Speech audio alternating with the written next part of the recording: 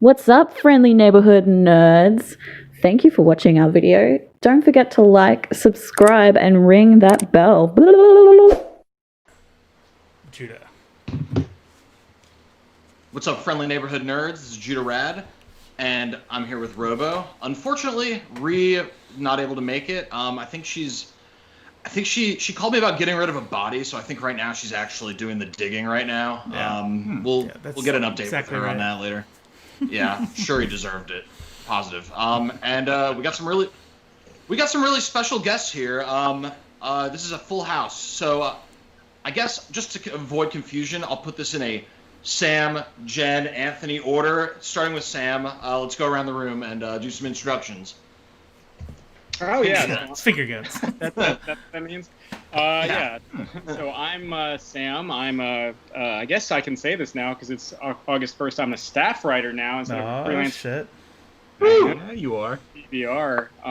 And I'm also done a lot of translation work. Not a lot, but I've done some translation work with Image Comics. And let's see, what am I playing, reading, and watching right now?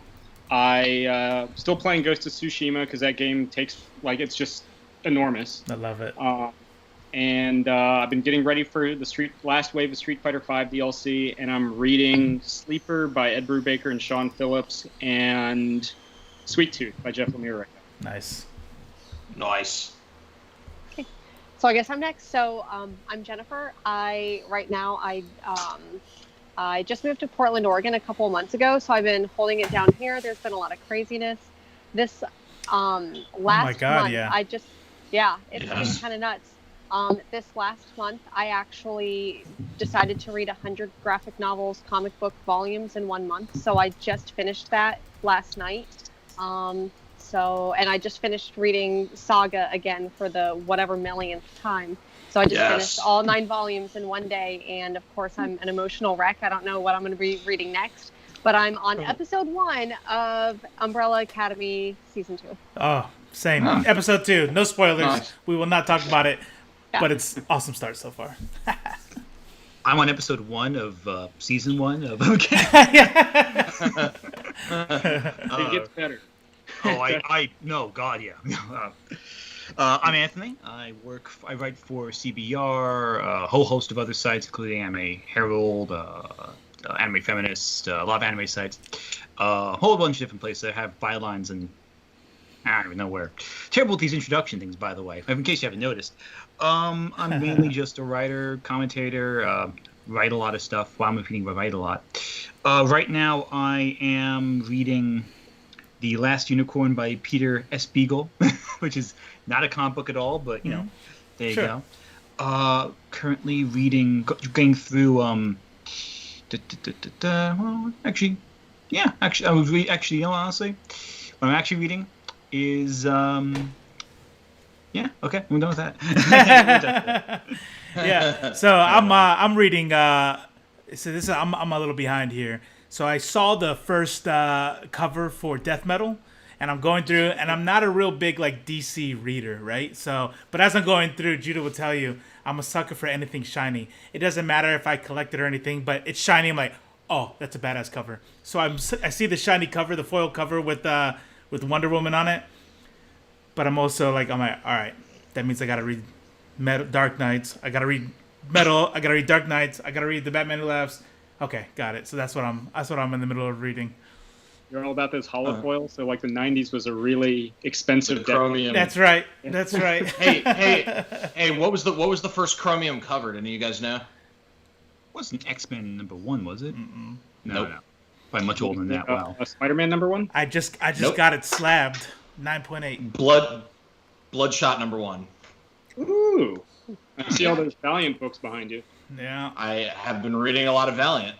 What are you reading, Judah? Lately, so I've been reading a shitload of Valiant. Hi, by the way, everybody. I'm Judah Rad, and I'm a chalkaholic. But yeah, that did not land. I've been reading a lot of. Thank you. Yeah. I'm here for you. I keep going. I've been reading a lot of Valiant, but the other day I read Pulp, Ed Brubaker and Sean Phillips, and Sweet Baby Jesus, that's a great comic book. That is such a great team. Everything they make is great. Me and Sam were actually talking about the other day. Like, they are a relentlessly Consistently good. Team. Consistently good. That maybe Pulp is, I would say, the best self-contained story they've ever done, because they've been shifting more and more to OGNs. They have like 2 or 3 coming out a year. They're just cranking them out. Wow.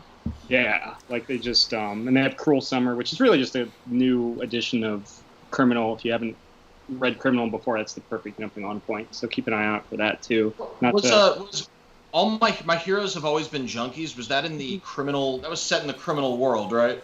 Yes, but it was a self-contained OGN, like Bad Weekend. Not Bad Weekend. What was it? Or no, it was Bad Weekend. Yeah. I want to know what their like style of like what his script looks like and like how he communicates. Like, what does that relationship between them look like to like be able to pump all that out?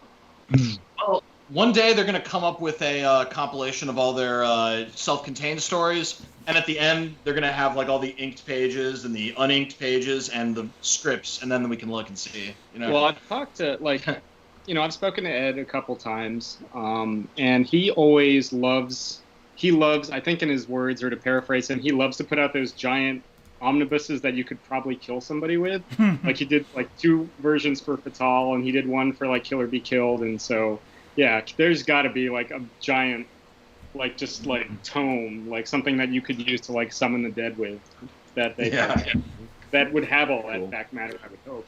Awesome. All right, before we move on, we'll look into the chat. We got a bunch of people in here. We got Miracle Man in there and Rob from Not Near Mint. If you look up Not Near Mint, go ahead and give them a follow. They put on a really awesome show.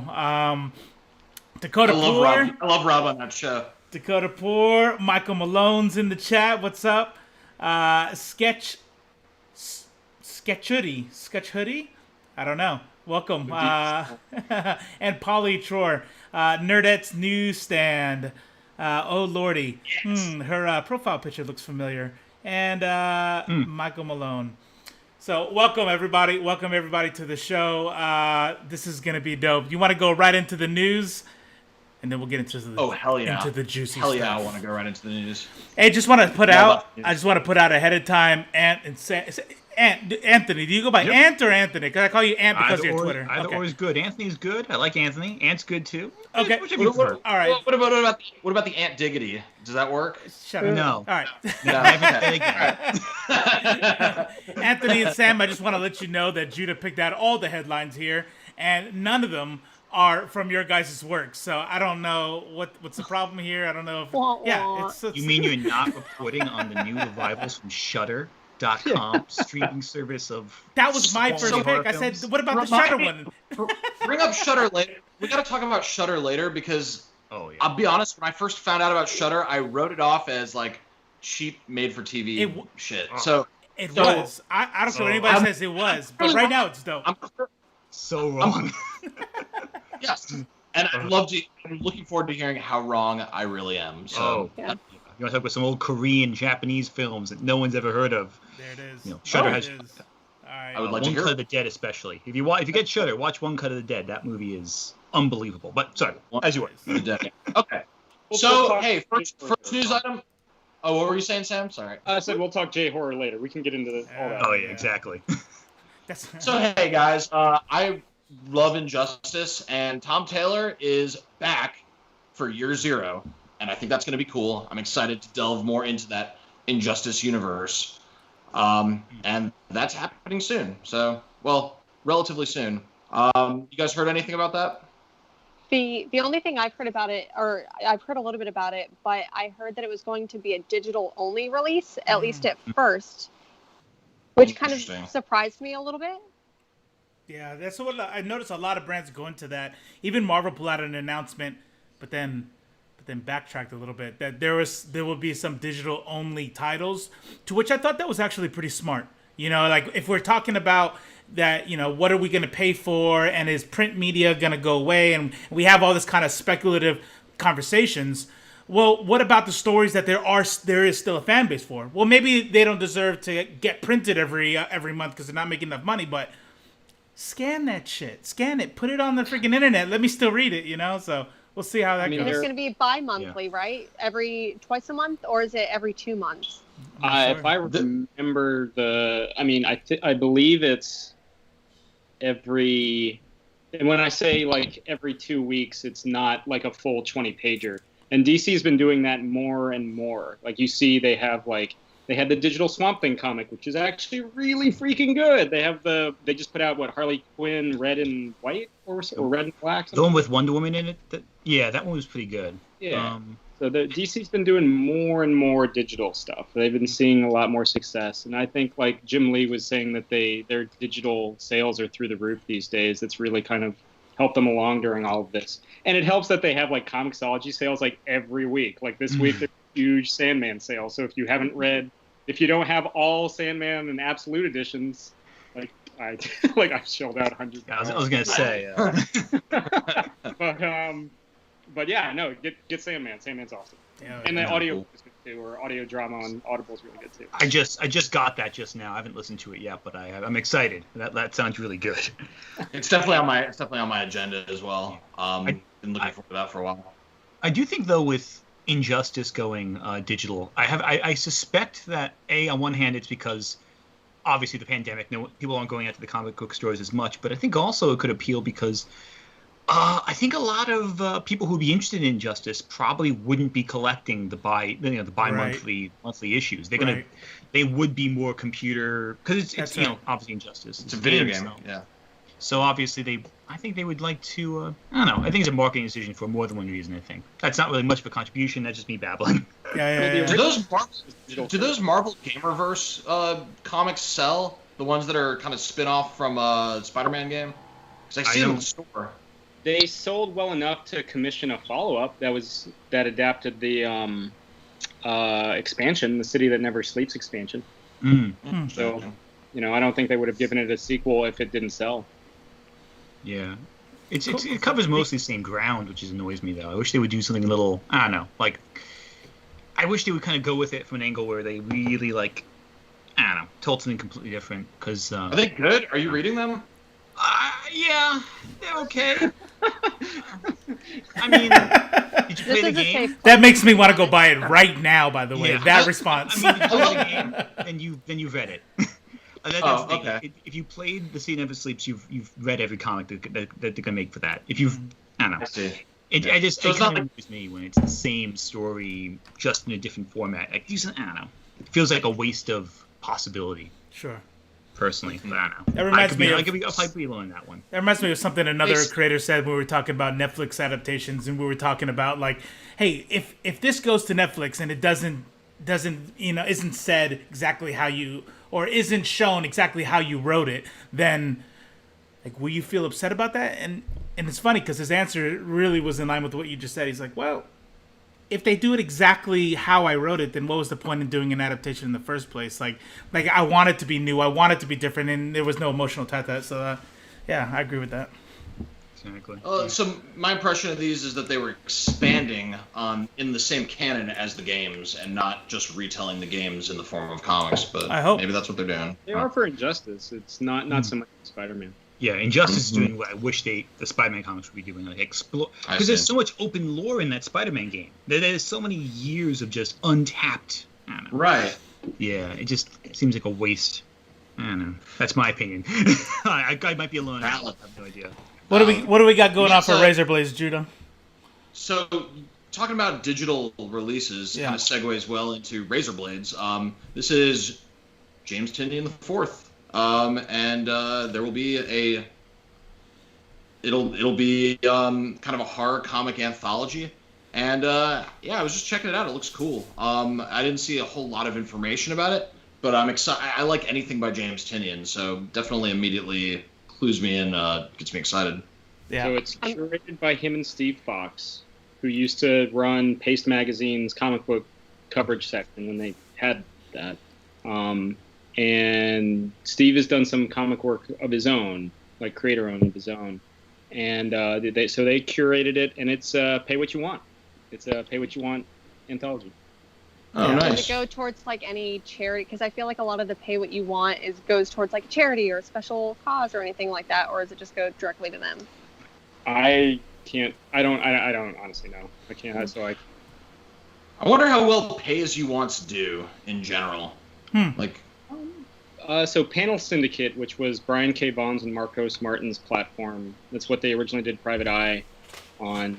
And we were talking Brubaker, I guess at the start of this. He's got that book with Marcos Martin, Friday, that came out during all of this, and it's been doing pretty well. And then they, a lot of those titles they partner with Image. Like that's why Private Eye got published by Image, and a lot of those books they get an actual physical release. So I mean, it's done well enough to.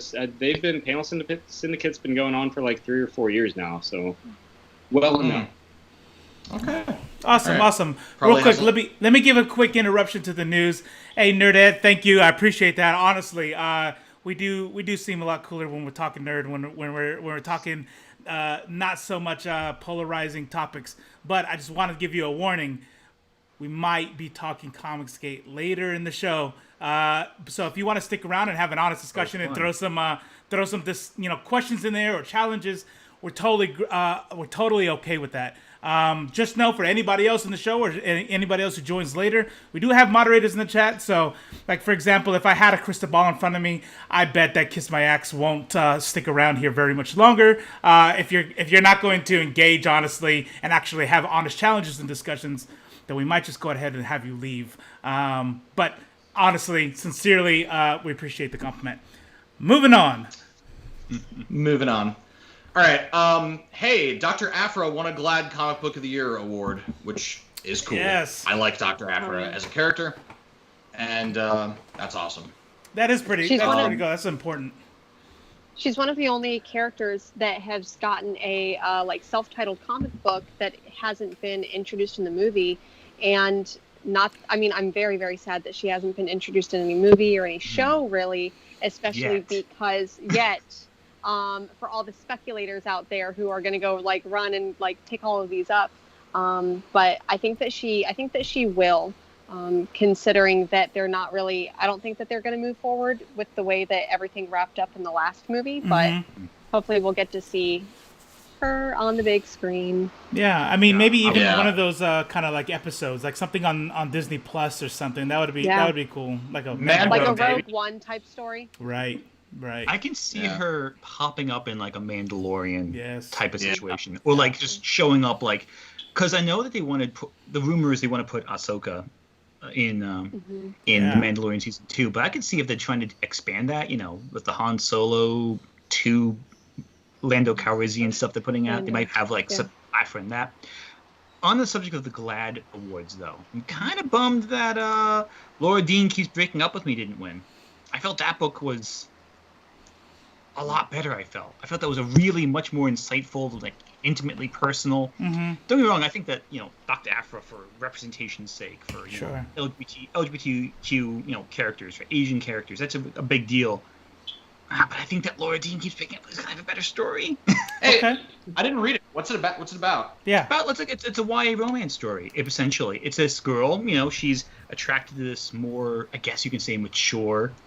I don't want to say too much because I don't want to ruin it for you. But it's like a high school drama. It's basically about trying to find self-actualization and self-value in a relationship rather than just kind of going out and pursuing someone you think of as a cool, interesting person. And it's really one of those stories that gets into this insightful sort of, because Laura Dean, she's very much, flighty. She's very in her own business. She's kind of on her own little world, essentially. But she seems like this, I don't know. I think it's really worth reading. It's if you like character drama and high school romance, coming of age, but it's not like an exciting story, like say Dr. Aphra would be, or the author's other one, Harley Quinn Breaking Glass. Yeah. Oh, Yeah. that's good. Yeah. Which I think is That's awesome. fun. Does anybody know about the criterion for something like best book? Because I wonder if For GLAAD? reach. Well, right, exactly. Yeah, for GLAAD, if reach and impact matters, right? So even if something is a better book, subjectively, do they have did Dr. Aphra have a bigger reach, have a more impact on the community and positivity and all that? You know what I mean? So I don't know. Dr. Aphra is definitely a bigger deal in terms of like the cultural impact. I think it's a balancing act. I think sometimes you go with the better story. Sometimes you go with the bigger reach. And I mean, listen, this is a controversial statement. Star Wars doesn't have a lot of gay people in it. I know, shocking. What? I know, right? So like, to have like a title character be a bisexual Asian lead, female lead, that's a big deal. I think it's, when you look at the story-wise, I think Dr. Aphra is some of the best stuff Star Wars has really produced in years. Oh yeah. I also think that it's from that golden period of Star Wars comics in 2015. Yeah. With Heather and Kieran. Yeah. Yeah, Jordan's Jordan full of opportunity. And now Jordan's over on. Jordan's editing the X-Men line, which is obviously like fantastic right now. Right. Nice. All right, horror and jazz. Horror and jazz collide in new Image comic, Blue and Green by Ram V. What do you guys know about this one? Blue and Green. Not a damn thing. I think Ram V is one of the, like, Ram V needs to be, he just got the keys to Justice League Dark over on DC. And he's going to get the keys soon on Catwoman. He's taking over from, what's her name, that's been doing Catwoman since issue 1, Joelle Jones. Yeah. So, like, he is, if you look at some of his previous Image work, he's one of a writer you need to keep an eye out for. And if you guys can get him on this show, the way he thinks at it, it's almost like from an engineering level, because he comes from an engineering background. So he's got one of the most unique voices. I love it when people like pivot like that. Like I could have sworn that Jonathan Hickman's got to be like an engineer or something, right? Like the way he builds his universe. But like Ram's actually has that background, and it shows. I saw some of the panels from this book by Anand RK, who confess I have not really seen any of their stuff, so it's kind of new to me, and it's cool. It really is jazz on a page. It's very jazzy. Yeah. It's like kinetic, like it moves on. Yeah. That's awesome. You gotta read this. Yeah, that's I'm dope. really curious to see this like horror in jazz. Like I feel like there's a lot of that like horror in modern life. Like I keep thinking back to like the 3rd season of True Detective and what's going to be happening with Lovecraft Country and just that horror in like more modern day life. So I'm really excited for that. Yeah, awesome. Have you guys heard of Image book that's coming out the first week of October, Dracula Motherfucker? Yeah. Yes. Yes. Yeah, that I want to read. Campy. Yeah, DeCampi and Henderson. Henderson's working out of her mind. She's drawn in like Japanese super flat styles. She's doing there's like some like Gustav Klimt influence in there. What other modern artists I can say to sound like I know what I'm talking about. And there might be a review coming on the site soon on our site. But like it kicks ass. Get on that book as soon as possible. Awesome. And what it sounded like, it wasn't going to be like a serialized comic book. It's just going to be like a 72-page, like kind of one thing coming out in October. I got a chance to check out the preview, the advanced copy, and like the blend of the story and the artwork just works so well together. I don't know if you're reading. There's another story that like it kind of gave me Philadelphia vibes, but not really. So it looks good. Nice. Yeah. Cool. So on this next one, I'm sorry. Go ahead. No, I'm just saying. I know you're all about Rodney. I love Rodney. I love Philadelphia. Yeah, Rodney fucking Barnes. Yeah. So on this next one, I think we have a jar around here. We're supposed to put $1 in. Polly, one of our Facebook moderators, they're like, "Are you gonna go one show that doesn't bring up Donny Cates?" So here's the deal. I get it. He is the popular. You have to down, don't you? I'm telling you, we are Donny Cates fanboys. So the next one, we're gonna bring it up, and I guess we'll put $1 in the jar. Crossover. Fucking crossover. Go ahead, Judo. Yeah. This so fun story. Not to toot our own horns too much, but we hung out with Donnie like earlier this year when we were at Comic-Con, and it was a drinks with Donnie event that you pay for. Yeah. So we're not Stop. that cool. No, don't say that. No, we hung but out with still- Donnie. We had drinks. You don't have to We say had the drinks. rest. Did you Why are you like, cut- Pretty, why are you did you like undercutting Pretty yourself like this? Woman, Donnie Cates? What's that? Yeah. But hey, it was us, Donnie, and like 3 other people. And His the 3 other wife? people were totally introverts. So Yeah. it was really just us and Donnie, while everyone else just like was like watching. But it was like a blast. But he was telling us about Crossover back then. He didn't tell us that it was called Crossover, but he said it was a comic book that basically turns the whole crossover concept on its head and is kind of meant to kind of like a meta critique of comics themselves with the massive ass crossover events. This is the one that's supposed to be like underground, right? I mean underwater, right? No, that's the one he's doing with Megan. Oh, okay. Yeah, you're right. Yeah.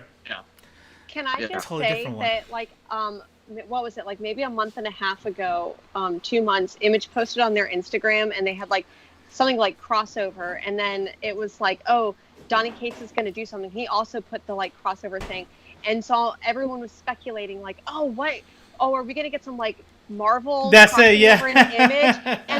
and then I saw the announcement, and it was just. I felt so underwhelmed. I'm like, did I just get fucking rickrolled You did. over this like crossover? That's how I felt. So I feel like I'm going in with such low expectations, and it's only my own fault because I thought it was going to be this big crossover event, and it's just fucking called crossover. But you know what? It goes to the deal where people only read headlines, and I do it all the time, and I did the same exact thing. But you know what? Not for nothing. He did have that panel in Thor where he like references, the Justice League kinda sorta. You know what I mean? With the You mean where like Superman has like Mjolnir and Wonder Woman has Mjolnir, or I think it was a different one? No. It was Streaks. So it's an intro to a larger story. Gods of Other Worlds. Yeah. Oh yeah, I'm thinking of it. Yeah, I'm mixing up 2 different stories in my head right now. I blame the beer on this one. I'm gonna hold that responsible, not my own stupidity. It was a scandal because that came out right after Jeff Johns mentioned Secret Crisis or something as a possible future event towards the end of Doomsday Clock. So everyone was like tweeting about it, like, "Hey, is there gonna be this massive Marvel vs. DC crossover?" And everyone had to come clean and be like, "No." But I wish they had the balls to do that. No. Maybe they will. To do it. He sure did. Yeah, there might be a little video out there with us and Ron Mars. So did Kurt Busiek. So people have done it. It's never going to happen again because now there's too much money involved. It's just way too much. Yeah, that was actually one of the things that he said is like, back when it happened, it was just comic books. We're talking about we're getting to multi-billion-dollar corporations, and it's not going to happen. But we have to wait till Time Warner and Walt Disney go bankrupt and get that's right. Like we need this. Yeah, that's right. But it's Donnie Cates. So Donnie Cates is a fan of hyperbole, especially on Twitter. He says that we are not ready for it. So it must. We're be gonna great. get our minds blown off. Fucking like, blown. The panels, like just every Donnie Cates fan is gonna die from how awesome this book is. It's gonna be a Raiders of the Lost Ark face melt when we open that book. I'll wear sunglasses when I do the review. That's it. That's all you gotta do.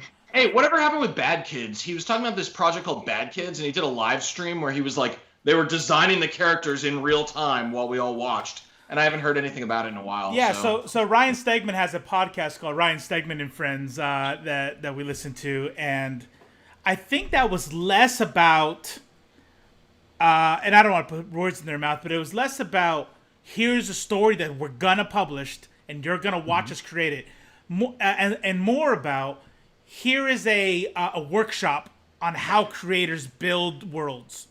And so, like, when I was in the Ryan Stegman Discord, that was kind of like the gist I got from it. It's like, hey, you want to see how creators create stuff? We're just gonna for fun on this podcast, we're gonna make some characters, and they actually were doing work. Not to say that they wouldn't actually pitch this later, but it didn't seem that was the main point, to talk about a world that was absolutely coming. But I could be wrong, so I don't know. I was gonna make a really bad dad joke and be like, the bad kids went to timeout. Like, they got grounded and shot. Thank you for maybe doing that. Maybe work on your day material. I'm sorry. Thank you for doing that dad joke for me. Judah's is usually our bad puns. I'm now absolved. I'm now absolved of saying Aunt Diggity earlier. Yeah. Yeah. Damn. I mean, no. Yeah. No. I mean, well, I'll let it slide. So, oh no, you go ahead. I was gonna bring up something about Image. Go ahead. Yeah, is it the next thing? Is it the next thing on the? It's the next thing. Yes. So Image just released what was it? Pulp. Yes. And then they also released this really like awesome Hydra book, and it seems like they're moving to more prestige format shit. And that's cool. I feel like, we saw DC. DC's been doing it for a while with the prestige format and releasing things either as OGNs or just in these like 4-issue, 80-page or whatever spectaculars, like these big Black Label books. And I mean, these are two either OGN or prestige books in one week from Image. So I wonder if they're experimenting with a new format. What do you guys think? They've been experimenting since Scott Snyder and Jeff Lemire's After Death. That was a 3-issue prestige format, a miniseries. To bring it back to Brubaker and Phillips, there are 3, is it 2 or 3 magazine spin-offs of Criminal. There's like Savage Fist of Criminal, which is their riff on like Shang-Chi and all that. Mm-hmm. And then there was one that was like a Conan one, and I feel like there was like a third.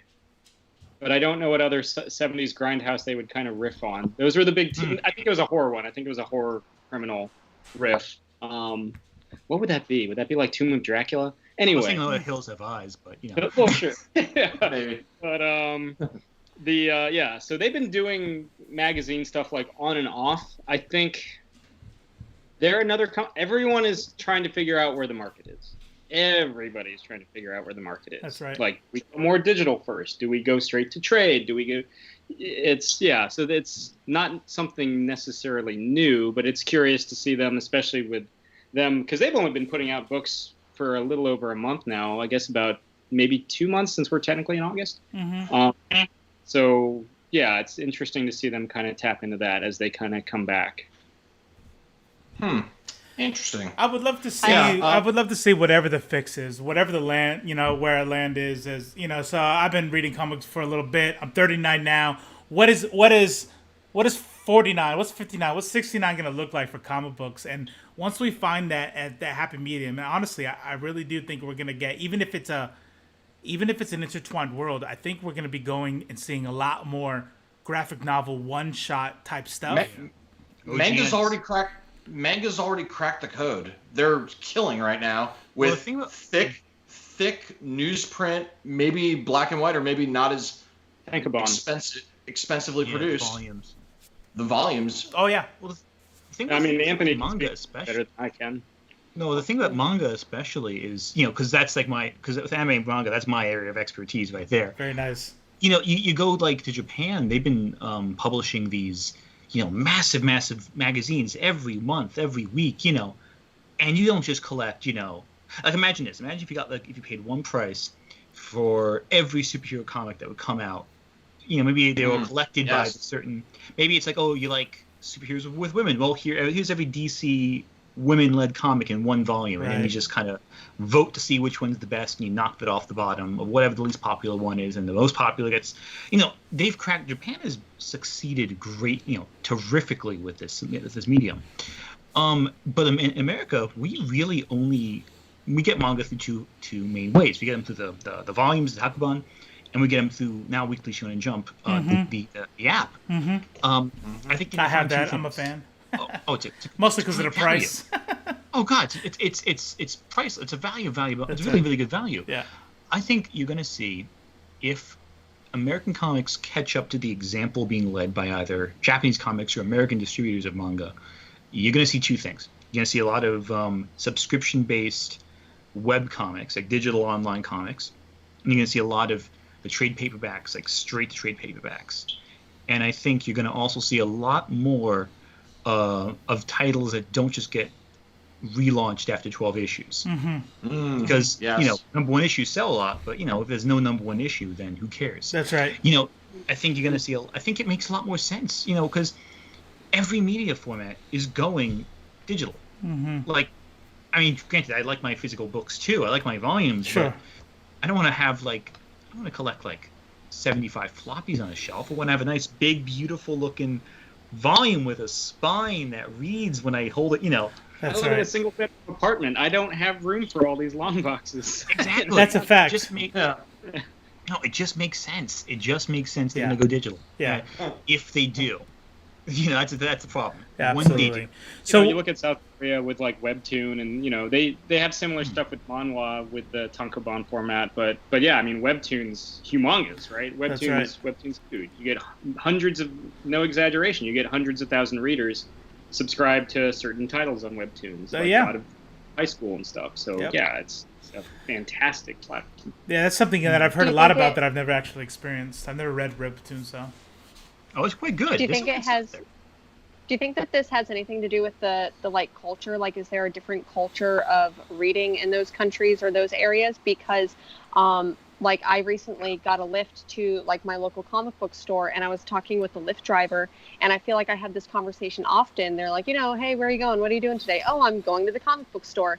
What? They still make those? I can't tell you how many times I have this conversation of, oh, they still make comics. So I think that.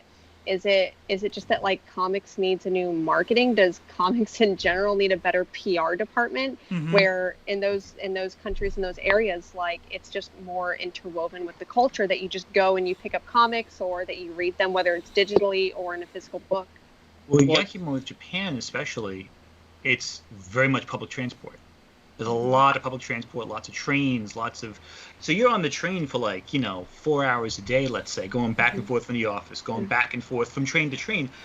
That's where the big volumes of manga really became popular. Because when you're on the train, what are you going to do? You're going to be on your phone? Oh, wait, it's 1980, you don't have that. That's right, that's right. You don't have phones. Yeah. So what do you do? A big weekly collection of comics every day. It's right. It's easy, it's simple.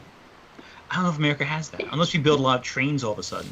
Well, it's also more, in Korea, it's more disposable. That's why it's printed newsprint paper. It's the idea is you're not going to keep it forever. It's not like on beautiful cardstock, or to go at the beginning of the conversation. That's right. It's not on. It doesn't have a holofoil cover. Yeah. So I won't buy them ever because I'm like, no shiny comics. I'm out.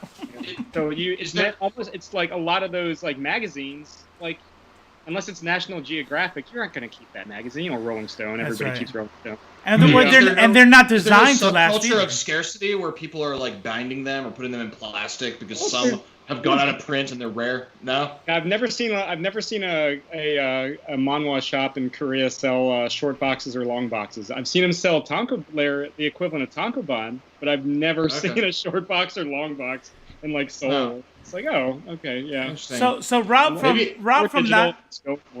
Not Near Mint, he puts on the thing 70 log boxes here, and if someone is only in it to sell movie rights and not finish a story, they have no place in my collection. So for those, there's certain creators I'm shaking my finger at right now. So let me ask you a question for you manga experts, Ant. So the way that we write comic books now, similar to the way that we made cartoons in the 80s, was to sell a product, was to sell a toy. Do you see that in the manga industry, where, because cartoons, the anime itself, that's a moneymaker. So do you see a connection between I'm writing a manga hoping it gets picked up as an anime? Is there a Mark Millar-san? Or it's low. I wasn't going to name anybody specifically. Yeah, right. Sorry. You did a good job of not saying. Edit that out, please. No, but it's tricky because a lot of times, some people have the theory that anime are made to advertise the manga. Because you'll see very often that some anime. Now, I don't personally subscribe to this theory because I think there's a lot of ways that anime make just as much money as manga volumes do for Japan. But there's many cases where the anime will finish, or like let's say a 13 episode, 26 episode run, and they'll be like, oh, we're done, that's it. If you want the rest, read the manga. And that sells a lot right there. There's figure rights from that. But there's a lot of... When a manga is published in a major magazine, there's already licenses to anime studios. There's already licenses to other companies associated with it. You see this, for an example, to use Dragon Ball as an example. When Dragon Ball is still running, the rights to the action figures, the rights to the anime are already being sold to the studios that commonly collaborate with Shonen Jump. So it's weird because, and some of these shows may never get an anime, but the rights are already being sold for the production, for that. And it's weird because with anime, there is a much more direct transition, you know? With comics, now we're seeing a lot of comics being adapted. Now we're seeing a lot more. But with anime, it was always the same machine to the next step. Like a natural progression that if the manga is popular, there will be an anime. Oh, invariably. That's right. It might not be good. Yeah. It might be really cheap. It might be one of the best fantasy action manga for adults of all time, and they adapt it 3 times, and every time it has increasingly worse animation. I'm not thinking of anything particular, Berserk, but you know, but you're gonna get an adaptation eventually. And there are some light novels too now in Japan that have the same process. Where if a light novel's popular, you're getting an anime. That's why there's so many like rip-offs of Sword Art Online that keep coming out, or so many weird sister incest anime. Yeah. You know, there's just some of them because you just get the more. If you have a marketable genre, a marketable group, then you just get straight into the adaptation process. As an extreme casual, I always find out about the anime first with Akira or with Vampire Hunter D. That's I've by always design. watched. That's by design in some cases. They want you to buy the manga. I'll give you a quick example, and I don't want to take up too much time talking about manga this whole time, but a great example of this is Demon Slayer. You know, it was a popular manga. It was popular. It wasn't unpopular, but it skyrocketed to popularity once the anime ended. Yeah. Because up until then, it was like one of the top anime. I want to know more. Oh, it's amazing. It's first off, you should want more. It's great. It's over now, but you know, the manga sales. It was one of the top-selling manga that year, and it was all backloaded right after the last episode aired. Basically, like the first volume was selling out like when the first episode aired. Then when it ended, it just launched itself to One Piece numbers in like 4 or 5 months. Which, by the way, is ridiculous. One Piece, ridiculous. Like, I want to get into it. Rob, not near Mint, he said the same thing as far as just like this zombie-like kind of like, we're going to keep this alive because it's, all right, let's just keep writing. Let's keep writing. I wanted to get into, with this whole COVID, right? We're all talking about what show do I watch? What skill do I learn? I've decided to not learn a skill. I just wanted to catch up on all of the manga, right? And so one of the things that I looked at was One Piece, and I'm like, 1,478 episodes. No, I'm not starting that one. I'm gonna. Episode 935 just came out. That's it. That's all. Okay. Wow. One Piece I will say this about One Piece though. One Piece, Oda has designed his story. There's a method to his madness. He knows what he's doing. And he's hinted that the ending is coming. Oh yeah, within 2 years he was saying at one point, or 3 years or whatever. I think within 5 years at one point he was saying. I forget what he's at now, but he has an end in sight. He's not just writing for the sake of writing. Sure. And I mean, some writers of really great fantasy manga for adults that should have ended about 10 years ago just can't stop playing Idolmaster. So Berserk's gonna never end, and it's gonna take another 30 years for that story to end, and I'm still gonna read it. That makes sense. So speaking of like Supernatural, like you don't have to watch Supernatural after season 5, but I'm gonna watch all the way through season 15. Fine. Yeah. If only Walking Dead had that same sort of loyalty in their fans. No way. Walking Dead will be a zombie by the time it's done. I guarantee it. Yeah, I've already stopped watching it. Although Negan Lives is fucking dope. So if you haven't read it yet, check that out. So when we're talking about the way the different cultures and different comic book media kind of displays their stuff, that kind of leads us right into Hickman's X-Men run, and how there's like 73 different titles. I'm trying to get them all. I know Judah's already given up. He's like, I'm gonna trade away from here out. I'm reading the titles that speak to me the most and trade waiting for the rest. Yeah. I can't do it. I tried to do it and I was like running out of space. It's insane, ridiculous undertaking. Yeah. No one's ever gonna do that. Yeah. What do you guys think about the new X-Men Not run? to be defeatist or anything, but I just downloaded Marvel University, the like digital app, and after I did this entire like month of reading, and obviously with Marvel U, there's a 6-month wait. So if it comes out in print, it's 6 months later that it comes out on the app. That's right. And then I just saw this morning that like all of the titles are up to like issue 4 right now. So I'm like, I don't know. I just did this crazy month of reading. Do I want to just take an entire year and read every single X-Men ever? So I don't know. That might be my next thing. But so I kind of did that. And I'm still not done. I started with Lee and Kirby X-Men #1. I started that a year and like a third ago. And I'm still plugging along. I haven't read every single X-Men title ever yet, but or every mutant book ever yet. But I am. It is an undertaking I'm actively participating in. I think my favorite during this reread was Fatal Attractions. Okay. It's pretty awesome. Although the X-Men story. Yeah, it really is the shit. That whole before Onslaught, everything before Onslaught is the shit. And then I feel like there's a major downturn in quality after Onslaught, and that's when Magneto War and the 12 and all these really shitty stories happened, and that's why they needed Grant Morrison. do you think that like in 20, 30, whatever years, that there's going to be a generation that looks back on what Hickman has done with X-Men, and then that's going to be like, I feel like what Hickman has done with House and Powers is like a complete obvious turning point, and I absolutely love Jonathan Hickman, but I feel like even though there's a ton of titles, like I'm trying to get as much of it as I can. I think so. You have major like watershed moments in X-Men history, starting obviously starting with Lee and Kirby, but then the next big one was Giant Size by Len Wein and the ensuing Claremont run, and then you didn't really have another shakeup that mattered until Grant Morrison. So I feel like. Yeah. Post Grant Morrison, would you count Age of Apocalypse as a big shakeup though, in terms of the '90s? Because it didn't really affect anything outside of its own continuity. I would say it was a massive. It was a massive event. It's actually the event that got me into comic books themselves. Yeah, it's huge. Yeah, but it doesn't affect anything outside of its own universe. That's the thing. It's like it's such a huge thing, but there wasn't really too much lasting ramifications from it because it was like an alt story essentially. An Elseworld story, really, essentially. Exactly, yeah. And I don't think it changed the tone or the feel of the books either, to be honest. I think it exemplified the tone that was there during the 90s. It was just the most 90s story that was still good. And then Onslaught happened.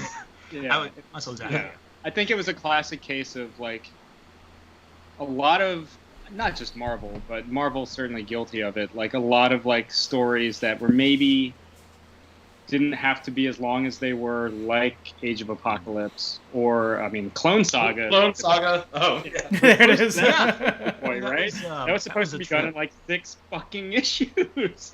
Yeah. It went on for like 2 years. They re-released the streamlined version. But Sam, don't you love Spider-Side? Everyone's favorite Spider-Man character. I like Spider-Side.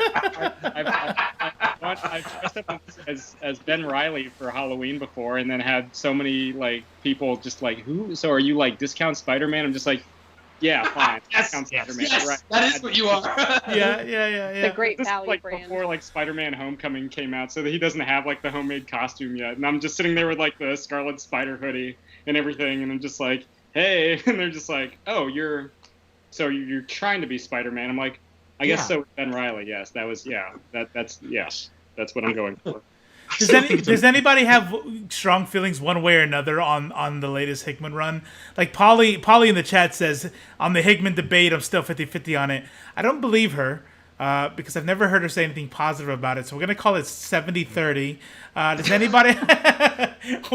What about you guys? What do you guys think about the continuity and the way it's going forward with the titles itself?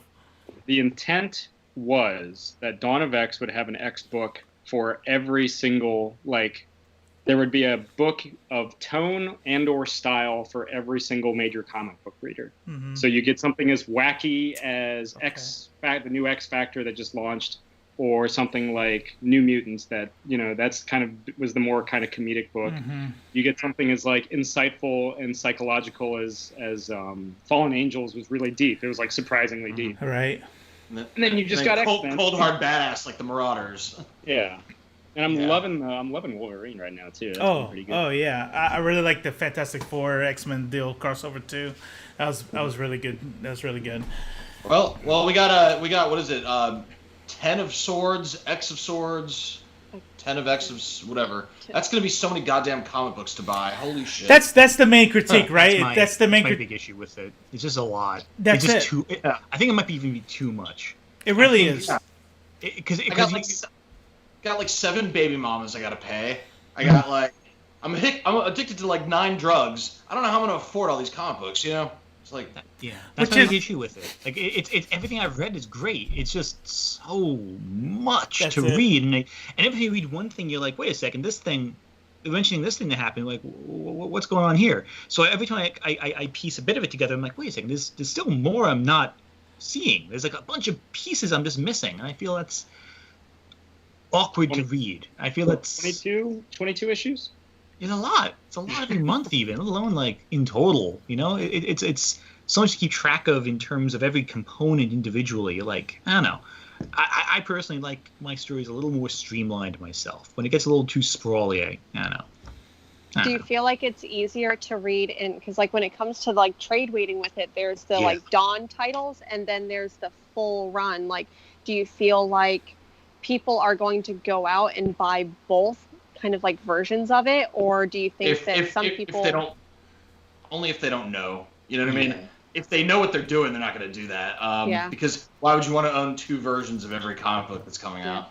Yeah. I mean, I feel like I do that anyways with single issues versus trades, because there's things that I'm going to get every week and just buy single issues of, and then I'm going to buy, like Saga, I will buy every freaking thing, like every single issue, every trade, all of that, but... I feel that the main issues the core stuff people want to read will always outsell. But I think with Hickman's done, it's going to do great in trade, because it's easy to read in trade. You don't have to freaking have like all these different components. I don't know. 22 issues is a lot to ask in such a relatively short amount of time. Yeah. Picking up anywhere from 2 to 4 books a week, right? They've put out a statement since where it's like there's a kind of like with like Age of Apocalypse, there's like an alpha issue and an omega issue. So there's a big kickoff issue. There's a big finale. I guess Messiah Complex would be the better example. The big finale issue, all the tie-ins, they were kind of alluding that it would be more self-contained. I don't know how true that is, but I think it's how those different characters react to whatever happens. And I like, of course, this was in the bottom of my tarot deck to X of Swords. So, because it's apparently it was Teenie Howard's idea to make it tarot-based. That's right. And we've already seen some of the swords show up, right? We've seen them show up in like the Muramasa Blade. We've seen Cable with his the Light of Galador from Rom Space Knight. Somehow they got the rights to at least include the Space Knights, but not Rom. You think people are fighting over Rom rights right now? Well, they should. Hasbro and Paramount are trying to make a Rom movie, so yes, like in a weird way. So you can reference the Space Knights, but you can't ever speak his name. You can't ever. What was that Space Knight, the new one or not new now, but the one from Annihilators that they introduced? It was like a lady Space Knight. She was awesome. I just can't remember her name. Wait a second. With the ROM rights, if they buy the rights to ROM the character, that doesn't mean they buy the rights to all the stuff the Marvel Comics really established, right? It's just ROM. So what's the point of buying the rights to just ROM the character? So here's the story behind Rom Space Knight. Okay, here we go. I love pulling this. I love this. Get comfortable, folks. I read this once years ago. Let me take a long drag of my juice flute. Hold on. the legal stuff behind it.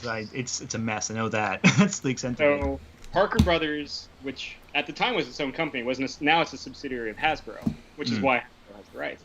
They created this toy, ROM Space Knight, and back in those days when comics would sell like hotcakes in the United States, when floppies would sell, they were like, oh, we should market it with a comic book. You know, He-Man did that later. He did that in the early 80s. I think ROM Space Knight comes out in like 77 or something.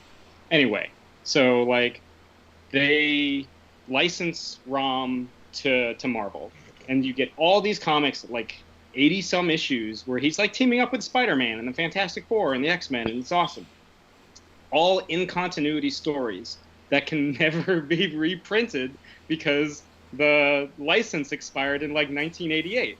So Marvel still has this library of stories. They can just never reprint or put them out digitally unless they cut a deal with Hasbro to do it. But since they expanded the lore of ROM, you can have Space Knight show up like they do in the new Dawn of X cable series. You can do that. You just can't ever reference ROM by name because that character specifically is owned by Hasbro, who now is partnered up and are developing a movie property or movie license with Paramount. But that's interesting. That's interesting because, like, I know when Marvel released the Godzilla comics back in the 70s, they still brought in Godzilla after the fact. They just had like a suspiciously similar substitute.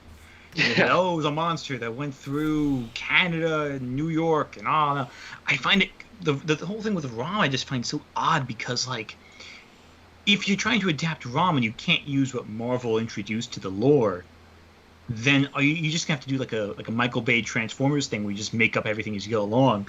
And if you're gonna do that, then what's the point of making a ROM movie? You could do you could do that with anything though.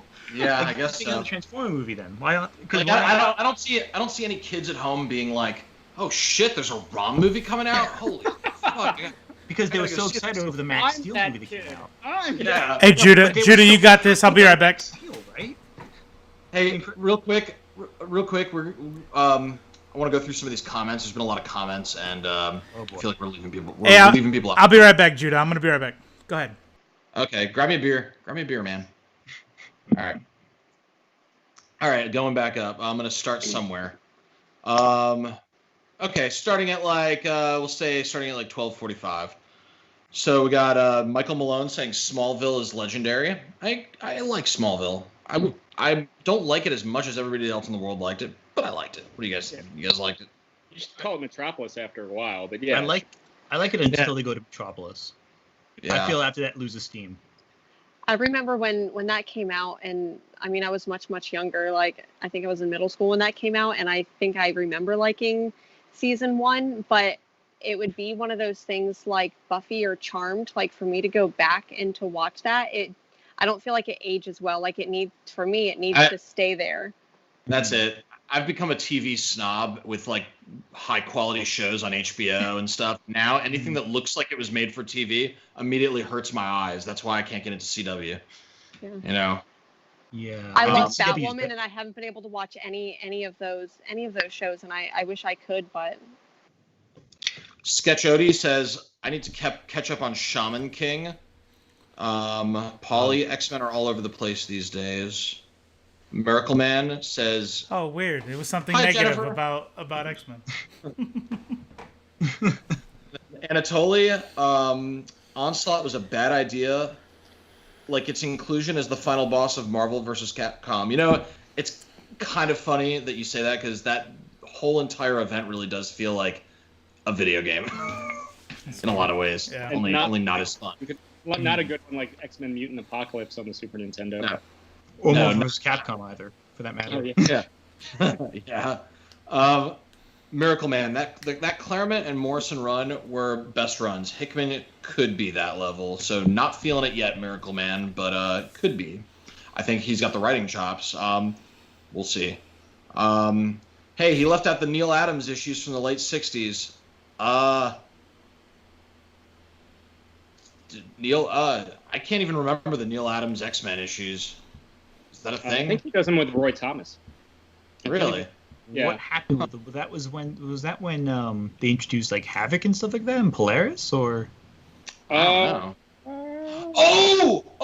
That's sorry. Yeah. So pre Giant Size, there was when Lee and Kirby stopped writing the title.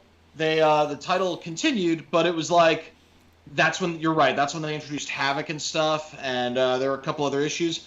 I can't remember what number they stopped at, but there were like 50 issues between the last new issue and Giant Size that were just reprints of old issues. So that's why the numbering is so weird. Like where after Giant Size, when the Uncanny X-Men begins, it's like I can't remember, like 110 or something. Something like that. Maybe 140. No, 130. One of those numbers. You've inspired me to take a look at those old Neil Adams issues, so I absolutely will. I'll check that out. Peter Parker, hey Nerdette, aren't you the same? Nah, skip. Controversial. Okay. Blah blah blah. Hasbro have the rights, but nothing comics related, like a story and all the lore. Yeah, we kind of went into that. Bill Mantlo wrote some great, amazing comics and some stuff that felt like it was a detention assignment from Unky Claw. Best of both. You get. Yeah, I mean, they can't all be winners. Nobody has a perfect hitting. Nobody's pitched a perfect game. It's actually false. 23 people have pitched a perfect game. Yeah. Oh well. On the nose. Ed Brubaker is pitching a perfect game in comics, in my opinion. Yeah. So if you've left the comic after any of these, then I'm sure you had great interaction with the other people. But we're gonna move forward. I want to get into something that's a little less fun, unless your name is Robo Strange and you just live for this. I want to talk to you guys about toxic fandom. I want to talk to you guys about toxic fandom. We talked with Derek Hunter a little bit. So Derek Hunter, we interviewed. He's writing pretty violent, but before that, he's a pretty accomplised animator. He worked on Adventure. He worked on Adventure Time, and he worked on DuckTales. DuckTales, right. The newer DuckTales. So he said he's been pretty lucky with regard to the Twitter and internet and all that stuff with regard to like, you've ruined my childhood, and this anger that comes out of toxic fandom. For everyone here, I know we've experienced a level of hate, whether some people think it's deserved or not, is irrelevant. We've received it. But especially Sam Stone and Ant here, that puts out products, you know what I mean, as a part of your career, have received some of this hate. Where do you think this comes from? Like, it can't, not everybody is like, well, they're just stupid, although that's typically my go-to answer. But what do you think about toxic fandom? You want to start or should I start? I have a lot to say. If you want to say something first, go for it. These guys, the faces. I have a lot of feelings. And Jen, if you've been on the internet, I know you're no stranger to the internet. So if you've received any of this hate, please jump in. I actually know people from 2 years ago who were pissed off by stuff I've written. So yeah, I think at the end of the day, we are in a time where, this isn't limited to comic books. It isn't limited to video games. It isn't limited to movies. You see it in politics, of course, religion, sports. We're in this period where if somebody says something that you disagree with, that somebody disagrees with, or doesn't line up with the way they see something, they take it as a personal attack. That's right. You don't necessarily have to be saying something negative about it, but if you don't say something that completely lines up with what they do, they withdraw and they go defensive and they strike. And I think, I don't judge anybody based on their opinion of things. It's how if you lash out though, it's like, well, now you turn this into the whole thing. Rewind for a second. You don't judge anyone based on their opinion of whether like some entertainment thing is good or not. I would imagine you do judge people based on certain opinions. If it's a toxic opinion, it's a volatile opinion, sure. But like a good example I think is The Last Jedi. You get people that that think that's like, you get some people that are like, oh, this is the greatest Star Wars ever made, and if you don't agree, then you're a wrong and a terrible person. Or And if you hate all Star Wars, by the way. If you don't, you're right. if you like The Last Jedi, any part of The Last Jedi, you're not a true fan, and you're a terrible person, and fuck you, And I think, where does that come from? I mean, none of my degrees are in sociology, but in the late 80s, the fair use doctrine was discontinued during the Reagan administration. People are going to be in the comments like, this dude's talking out of his ass. Maybe I am. But the fair use doctrine was ended, which ended any semblance of impartiality in media, more specifically news media.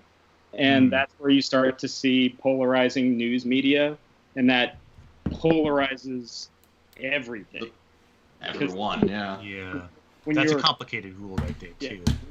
Your feed of information is no longer, it becomes a lot more subjective and a lot more pointedly subjective, then you're going to point it against something. And I think that's probably where it, that's where it maybe comes. I mean, not to say that things before the 80s were hunky-dory, because they weren't. But, I think, we're living in such a polemical, polarized time. And also, especially nowadays, with with stuff like social media and like 24-hour news cycles, we're so fed into it. We just we reflexively lash out now. Right. It's just like something like Twitter almost rewards bad behavior, right? Yeah. Because you'll get the likes, you'll get the retweets, for sure. Yeah. I'm going to dunk on this guy on a quote tweet or something like that. And it's like, well, okay. Yeah. So I think in a lot of ways it kind of rewards bad actors, and that feeds into it too. Yeah. I think I agree with most of what you just said. I do disagree on one thing. I don't think that, I think that the fair use doctrine that affected didn't affect cable channels. Cable channels, it was just off on their own little tangent, but like basically, Channel 7, 5. I would say, if I'm being totally honest, the thing I think that really affected a lot of the toxicity in fandom is the idea of the circle jerk.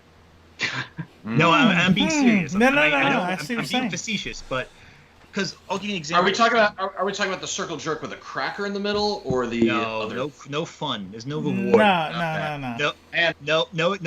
No climax. Just pure no moisture. Just that's the worst. Dry. Man, sad. Yeah. Hey, take my name off that list for the last circle jerk. Like a ring of sad. I didn't mean to derail you. Continue with your point. Sorry. No, so you look at it's very interesting. This is one YouTube channel I watch every so often. One of those like Star Wars YouTube channels, and they like to go back to these old school magazines, like old science fiction magazines. They get to the letters to the editor about, the new Star Wars was terrible. I didn't like this. I didn't like that. And you see that fandom has always had this undercurrent of people who are just angry about everything, very irrationally angry, I think. Because it is, at the end of the day, if a Star Wars film sucks, it's not going to ruin my life. Like if a comic book disappoints you, is that going to take away money from your account? Like, it's not gonna affect your life. Aliens 3 did ruin my life, though. Yeah. More than Resurrection? I think by the time Resurrection happened, I was so numb. I was so numb. They killed Newt off camera. All of those people belong in prison, as far as I'm concerned. That's fair. And did you read the scripts that William Gibson wrote for Alien 3? Like that's fun. It's some fun stuff. And Newt lives. There you go. About it. It's really good. It's really quite good. Isn't the audio rendition? There was going to be a Neil Blomkamp movie where they Alien 5 acted like none of it happened, and it took place right after 2, and that would have been just so good, but it got killed. Ridley Scott took the wheel again. Maybe I can come back to this franchise.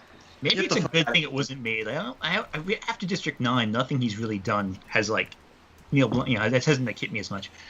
But no, so the idea of the circle jerk is what I mean by this. You have these negative emotions, right? They're contained, really on one-off letters to the editor, whatever. Now you have the internet. Now everyone's magnified. Now you get all these people with negative opinions coming together, and they're, they're helping each other feel harder versions of what they felt previously with their own assistance. Now, your phones keep falling out. This is annoying. But the thing is, you take that and magnify it. Then you have it being monetized. YouTube has created a cult-like environment in some cases, where you look at how cults work, right? You have people who are isolated from other opinions, stuck with the same opinions, and just magnify, make it fanatical, make it more intense. You believe I'm the leader, well, now I am the god. Now everyone else is the devil trying to deceive you. That cult mentality. YouTube has created that mentality and made it profitable. Because let's say you click on, I don't know, Geeks and Gamers, or one of those Rage, whatever those guys are. You watch one video from them. Okay. And I've done this just for the sake of seeing, oh, this outrage video is popular. Oh, what's he talking about? Oh, his opinion's sound. Agree with it, whatever. You think you're going to back away from it, but nah, YouTube said, oh, I saw you watch that video. Would you like 17 videos on your feed exactly like that, even more angry and aggressive and trying to one-up that guy? And it becomes this cult mentality because you watch 1, you watch 2, you watch 3. I mean, hell, you can't even watch Markiplier without getting 17,000 Let's Play channels on your feed. Now do that with Rage channels, and there's a few of them, and each one is angrier than the last. I feel that has created an atmosphere of just people feeling rage as the default. And then their opinion going on there. There's no contrasting opinion. And Twitter also, same thing. You follow the same 5 accounts. They retweet the same 5, each of the 5 from the other guy. I've seen comments on tweets I've made of people just going back and forth with each other, building up their anger towards something innocuous I said. I once made a typo in a tweet, the most egregious of sins, of course, and I had tweets responding to it days later. How dare you? I know, right? I'm a terrible. This guy's a writer and you can't spell his tweets right? Oh my god! Well, to be fair, if anyone's gonna misspell their tweets, it would be writer. Hey, what do you think about Clownfish TV? Someone in the let's see, it was from Tyler Preston. What do you think about Clownfish TV? This is for Anthony. I have no real strong opinions on them. I know they've responded to a few of my articles. I don't really think they have. I don't have much of a strong opinion on them. I've seen in total 5 of their videos ever, about a year ago, and I just oh, okay, whatever. I have no. That's the thing also about a lot of these people that they push up as sources of anger, and I don't watch it. I don't have a strong opinion really. Right. I don't pay attention to it. I'd rather talk about something I feel passionate about than watch someone get angry about it and misrepresent what's actually happening. And I feel guys like Clownfish, I think Geeks and Gamers, and the guy looks like a pumpkin. What's his name? Who got banned from the Magic the Gathering events? I'm trying to blank on his name. What's his name? How do you get banned from Magic the Gathering? Because he looked like a pumpkin, I think. No, that's the connection I made. Turn to midnight? Did he turn back into a straight up pumpkin? No, he looks like a pumpkin. He has a beard. He's a big. I was just talking about him too the other day. Wow, I'm drawing a blank on his name. Dude, that also got off Twitch? No, I'm not sure if he's on Twitch or not. He's he's a well-known guy. This is gonna bug me now. Someone will know who I'm talking about. Oh, somebody in the chat, if you know, pumpkin guy banned from. Magic the Gathering events. And he was mentioning me in a video. I know that. Anyway, so that's not important. This guy didn't remember to untap his mana. Basically. People are saying quartering. Is that quartering? Quartering. There we go. Yep, that's the guy. Quartering. I was trying to blank on his name. That's who he is. Thank you, Chad. You guys are the best. Thanks, guys. It doesn't stick in my head a lot. These guys, and I don't know. I feel they're all the same channel. If I have an opinion on one, it's the same thing with the rest. They're all the same statement over and over again. And they get angry about anything because you have to be angry. Because anger sells. It doesn't matter if it's Brie Larson eats a popsicle on the curb, and that's, or Rey's a Palpatine. Oh, spoiler alert! It doesn't matter what it is. You have to be super angry about something. How many people got angry about freaking Luke Skywalker drinking blue milk? That's right. That's right. No. 3 seconds of a movie. Who cares? It's one of the best parts of the movie. I mean, to be fair, that throne room fight scene though. Yeah. I mean, that's legitimately the best part of the movie. Oh, not amazing. Not Luke Skywalker proving that he's not lactose intolerant. No. he improved that. To prove that, you have to have that scene last a little bit longer. That's right. That's right. What about you, Jen? Jen, do you have any like? I know you're on social media a lot. Like, what are your feelings on toxic fandom?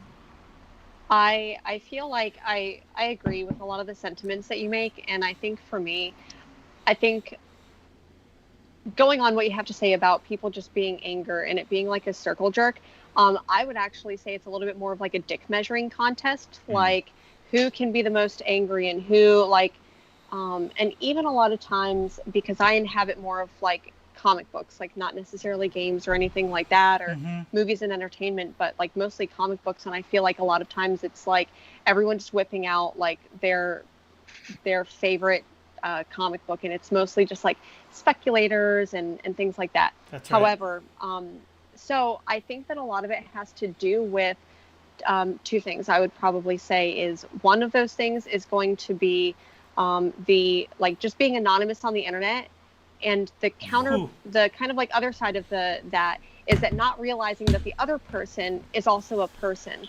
And I'll kind of give my own example for that in a second. And I think the other thing is that I really think that it's just that we don't realize that other people on the internet are people. And I'll go ahead and go into the example that I have.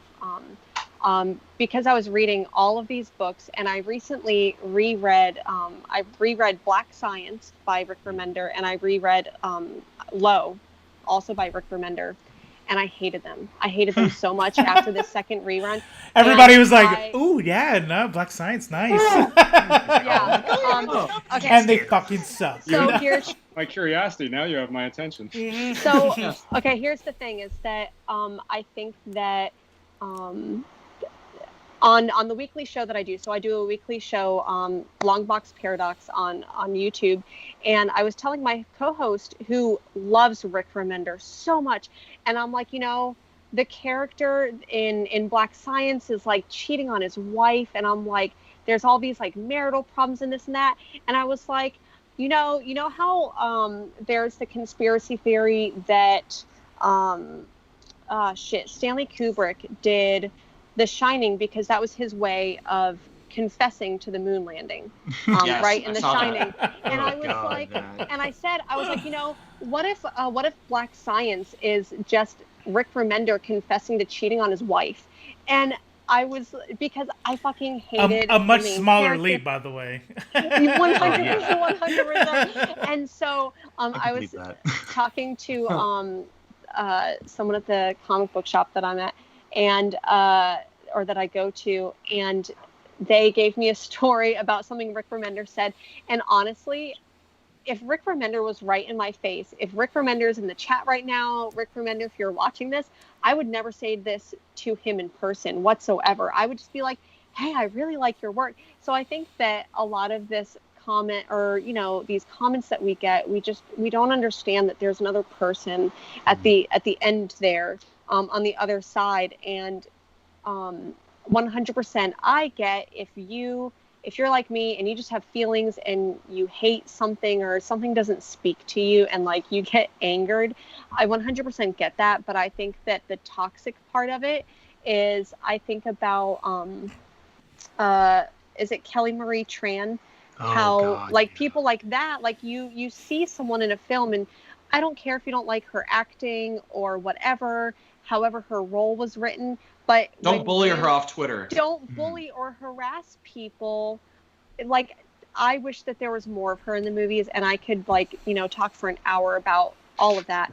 But that's the part that I don't get. Like, you can have your opinion, but it transforms from an opinion into toxicity when it passes over that. Yeah, but there's a spectrum. There's a spectrum though. Like we're talking about that safe area where I'm never gonna hate someone for not liking Rick Remender, even if I privately have a negative. I'm just kidding. But but like I'm never gonna hear you. like he's never coming on the show. I hate to say this out loud, but if one of you guys loved Aliens 3, I wouldn't think of you differently as a human being. No shit. Mostly. Alien 3, and I mean this like in the best way, because she's awesome in all things. Gail Simone Who? has a really soft spot for Alien 3. Oh man, I knew it was only a matter of time. Disappointed. I mean, I definitely like Prometheus and all that. Just so. to finish that thought, I mean, it could be worse. It could be Alien vs. Predator too. By the way. let me just finish this thought really quick though. So these are things that it doesn't really matter how you feel about them. You know what I mean? They're safe. We're talking about movies and shit. You know what I mean?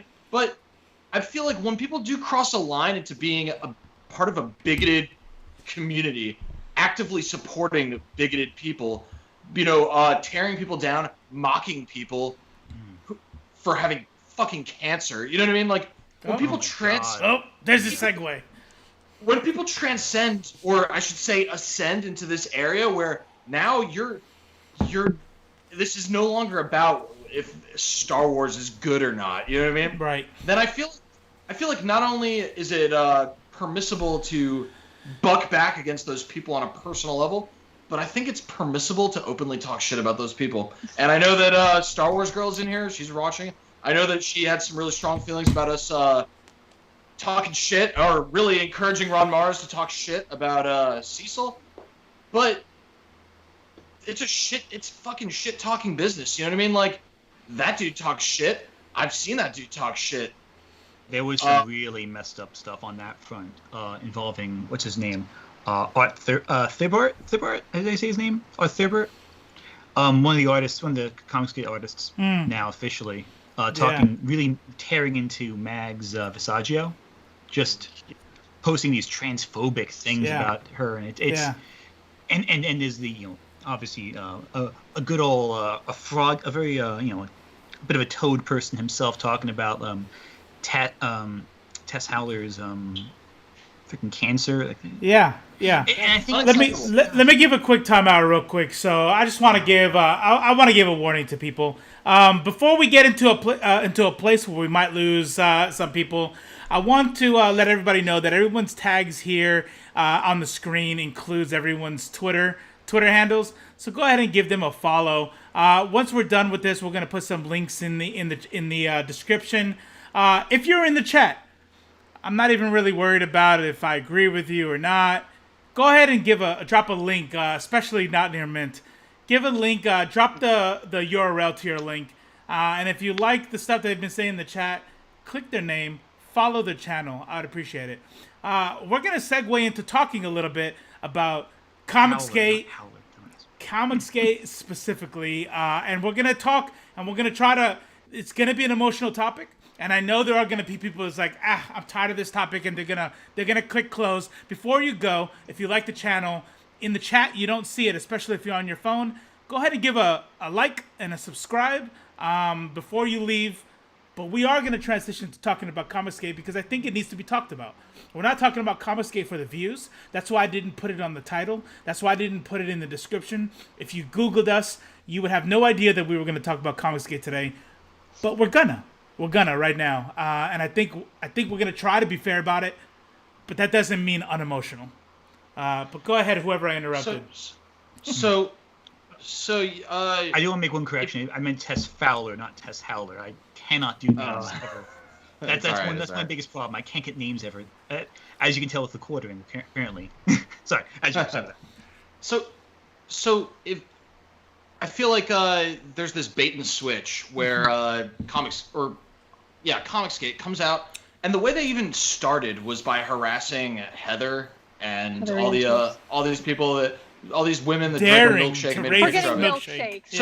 So that's where they were born. They were born from harassment and calling people names, being shitty to people, and that's their constitutional right to be shitty to people. But what is ironic to me is if anybody talks shit back to them, then there's this huge victimization cycle, rinse, repeat. We're victims because people talk shit about us now, and it's like, hey man, it's a price of admission. You want to be in a shit talk situation, then there's gonna be some shit talk. You know what I mean? A lot of people who really love to dish it out can never take it. And that's the never take it. That's right. No, never. And I'm not like even. I will say right now, I am nowhere close to a big target for them. Like, there's so many more people who are like, targeted all the time, who are harassed. I mean, Canales loves the shit out of you. Oh, he Canales. I don't know. Okay. Okay. This guy has been obsessed with me for freaking 2 years, ever since I made fun of his comic. He just comes up every few weeks. It's like, oh, hey, what's up, man? And he's like, oh, sin bastard, scum of the earth. I'm like, if you want to make out with me, it's fine. Listen, I'm not going to, but listen, it feels like after a while, they're like because here's the thing, ultimately speaking, if you don't like me, cool. Yeah. I'm not going to remember who you are. Like, there's so often I'll be online on social media, and they'll be like, it's like, oh, you, and I'm like, oh, hey, what's up? Who are you?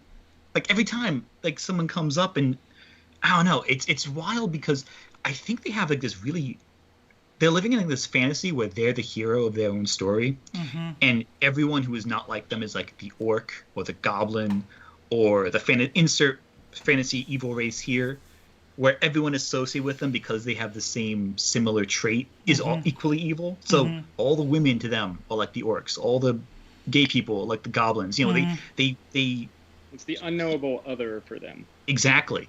But they see themselves as the knight in shining armor. That's right. So they think that to us that they're the scourge that will, you know, that we fear and talk about in shadows and darkness. But really, it's like, really, once I in the Whisper Network. Oh God! Oh yeah, the Whisper Network. Oh yeah. I had someone. Okay, so I'm gonna go into a bit of a tangent. If I talk too much, shut me up. Boom, do it. There was recently I was in some Canales, the artist of Iron Sights, a Comicsgate book I read once and forgot everything about because it was bad. He's been obsessed with me for years. Well, 2 years really. He popped up in one of my threads on Twitter and just started like, you know, saying, "Oh, it's your fault that." He blamed me for the fall of Dynamite. He blamed me for the suicide of the guy who made Night in the Woods. You're so powerful. Apparently, I have really great power considering I'm just a freelance writer at CBR. Anthony, can you stop trying to ruin people's lives? Can you just stop? I'm not even a big deal on any site. I don't get why they think I'm so powerful.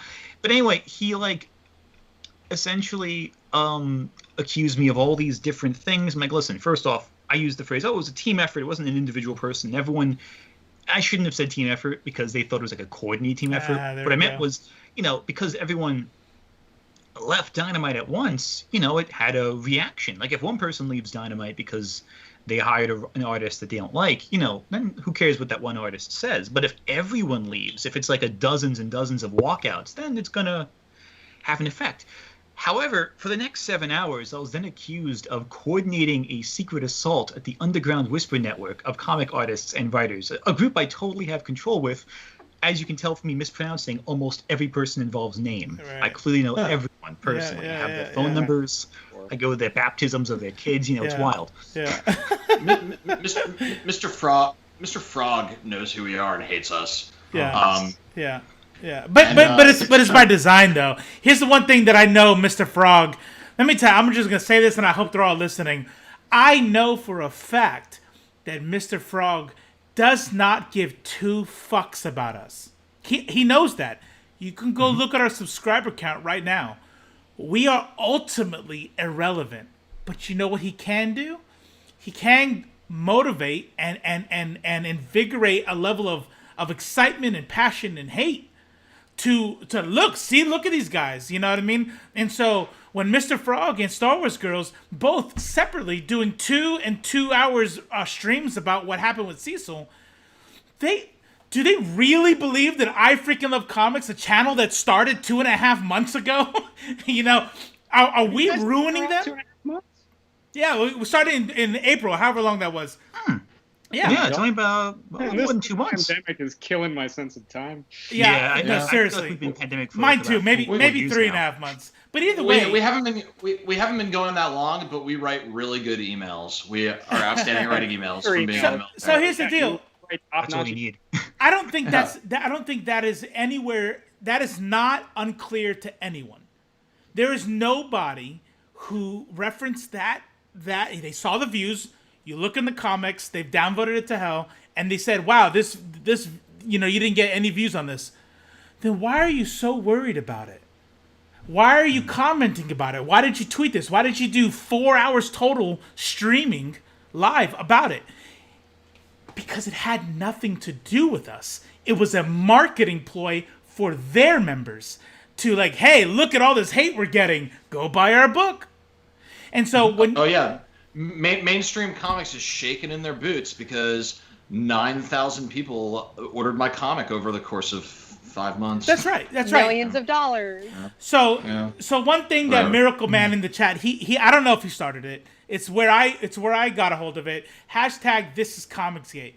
Anybody who truly thinks that there's this like middle ground, and let me tell you, Nerdette, I've become like, you've gained like a million positive points during this thing. You seem very moderate. You seem very open. But I am seeing some of the other comments that you say where there's this like this both sidesism, right?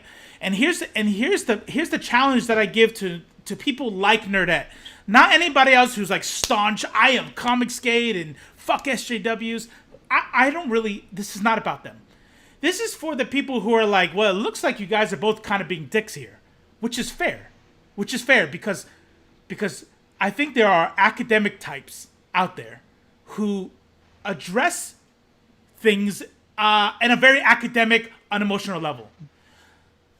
That is not Robo Strange. So eventually, when I get to a point of like I get this certain level of dictum, I'm like, well, fuck all you guys, and then all of a sudden my tweets get very toxic looking, right? But unfortunately, I think I'm kind of doing a disservice because then it's easy to kind of cut and paste those kind of things. Like, look, they're just as toxic as we are. Go to the search, look up This is Comicsgate, and I guarantee you there's nothing that Comicsgate can do reverse. When we're angry, when we're calling you a piece of shit, when Ron Mars is quoted as calling Comicsgaters pasty nerds, they spent like 30 minutes on that.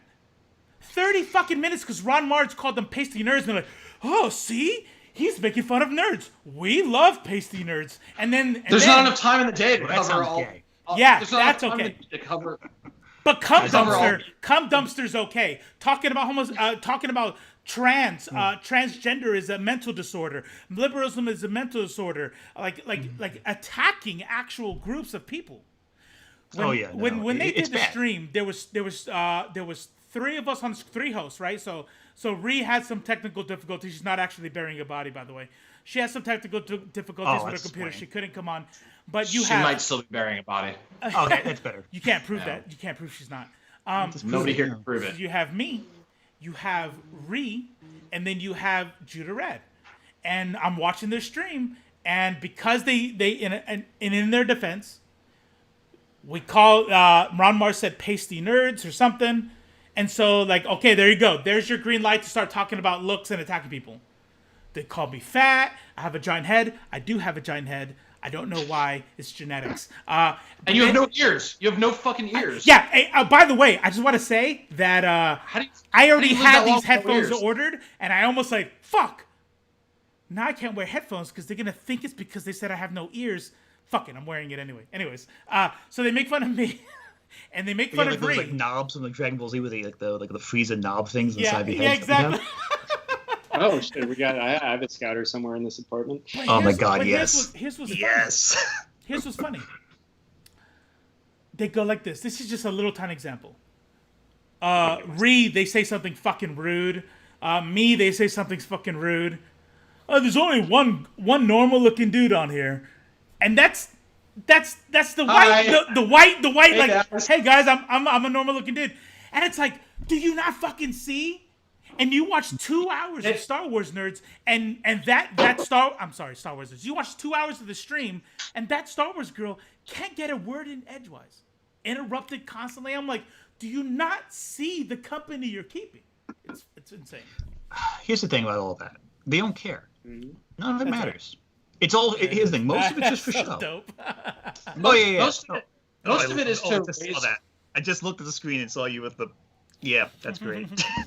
Most of it's to raise Kickstarter funds. I mean, that's the bread and butter. It's like no, it's not. I like to think they're not allowed on Kickstarter. Or I mean, excuse me, Kickstarter means you have to fulfill your campaign. But anyway, they're just trying to raise Indiegogo. When I think of Comicsgate itself, I think of the WWF. Like, let's say that comics itself is professional sports, and you got like professional basketball, professional baseball. I feel like Comicsgate is the WWF sport. You know what I mean? Where it's a sport where most of it happens on YouTube for entertainment. They're so the people donate money. XFL of comic books. Yeah. I would say, what was the wrestling thing that I think Ted Turner pulled during the mid '90s? TNA. Yeah, I think it's like that towards the end. WCW. I always WCW. No, WCW. That was it. WCW. Was that the one with Sting? Yes. I think so. Yeah. So it's that one, except for they're pulling the big stunts early on, and then it burns out. No one watches it, and then gets absorbed back into WWF, WWE. And you're seeing that kind of happening now too with these Comicsgate guys.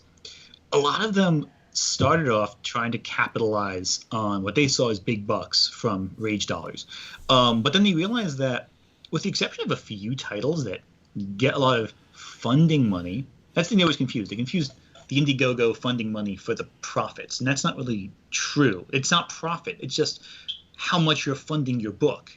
That's to say, Avengers, that made $250 million before it came out. Like, no, that's the budget. That's subtract the budget from the revenue, and that's where you get the profit from. Yeah, it's like business and stuff, man. Exactly. Yeah. And what's interesting, I think, about that also is they never really talk about what the comics are about. You don't hear conversations about, I really loved the story of Cyberfrog. Mm-hmm. That really got me. I really felt emotional. I wept. I cried. Mm-hmm. Like, no one talks about that. LaCroix? Are you drinking LaCroix, Sam? I have drank my relative body weight in LaCroix every week during this pandemic. I can tell you what is the best flavor. I know what LaCroix pairs with well, because I've drank every single fucking LaCroix. What is the best flavor? I'm curious to know. The limoncello. LaCroix tastes like you're drinking seltzer water, and someone in the next building over is screaming the name of a random fruit. Yeah. Like someone who ate a lot of that fruit, farted in water, and then that's the flavor of LaCroix. We need to talk about like horticulture with you, man. Like, what do you think? Are you saying that's not how flavors work? LaCroix, but I've never actually drank LaCroix. I didn't mean to cut you off. I saw Sam drinking LaCroix. I had to make a comment. We're friends from way. Me and Jetta go back for like over just lots of time, almost multiple decades. I would say admit, almost multiple. We're getting there. Oh, I love it. That's we used to work at Home Depot together. We both were a lot at Depot. Yeah, that was my summer job in college. That was Hey, so, and then I moved to the paint department because I knew how to mix paint. And I knew what paint should go for different. I say this in an apartment with like drab, like eggshell walls, but I know what goes. Knows what goes well. I still don't know what goes well in terms of colors. I just make everything blue. It's easier that way. Unless you don't go too dark in dimly lit areas. Otherwise, it makes the space feel smaller. Sorry, old habit. It's all good. So Nerdette in chat. I just want to make sure it's clear. I'm just kind of looking at the stuff that stands out to me. People are asking good questions. I want to make it clear that Nerdette says that she is not with CG, but she has a voice that says, "Well, I like both, and you should judge people by individuals." Here's where I'll say about that. Polly replies, "Good is a relative term. There are objective rules for writing, but there's a consumer for every product." And so let me make something clear. Frog Guy, he is not a bad artist, and anybody, Mr. Frog does not. Anybody who says, "Oh, he's bad," fuck Comicsgate, Cyberfrog looks shitty. I'm like, they're lying. It's come on, good art. I'm like, it looks busy. It might I will say that it's very busy art, and it's totally okay to say that it's not your thing. But the dude is a pro. The dude drew Green Lantern. This is not about the product. It is not about the product. I don't care if I read 100 Comicsgate books. Quote me. If if they're all good and they all blow my mind, they're all Jason Aaron and Esad Ribic, I don't give a fuck. When the dude is active, the creator is active on Twitter, saying things that are counter to my belief system.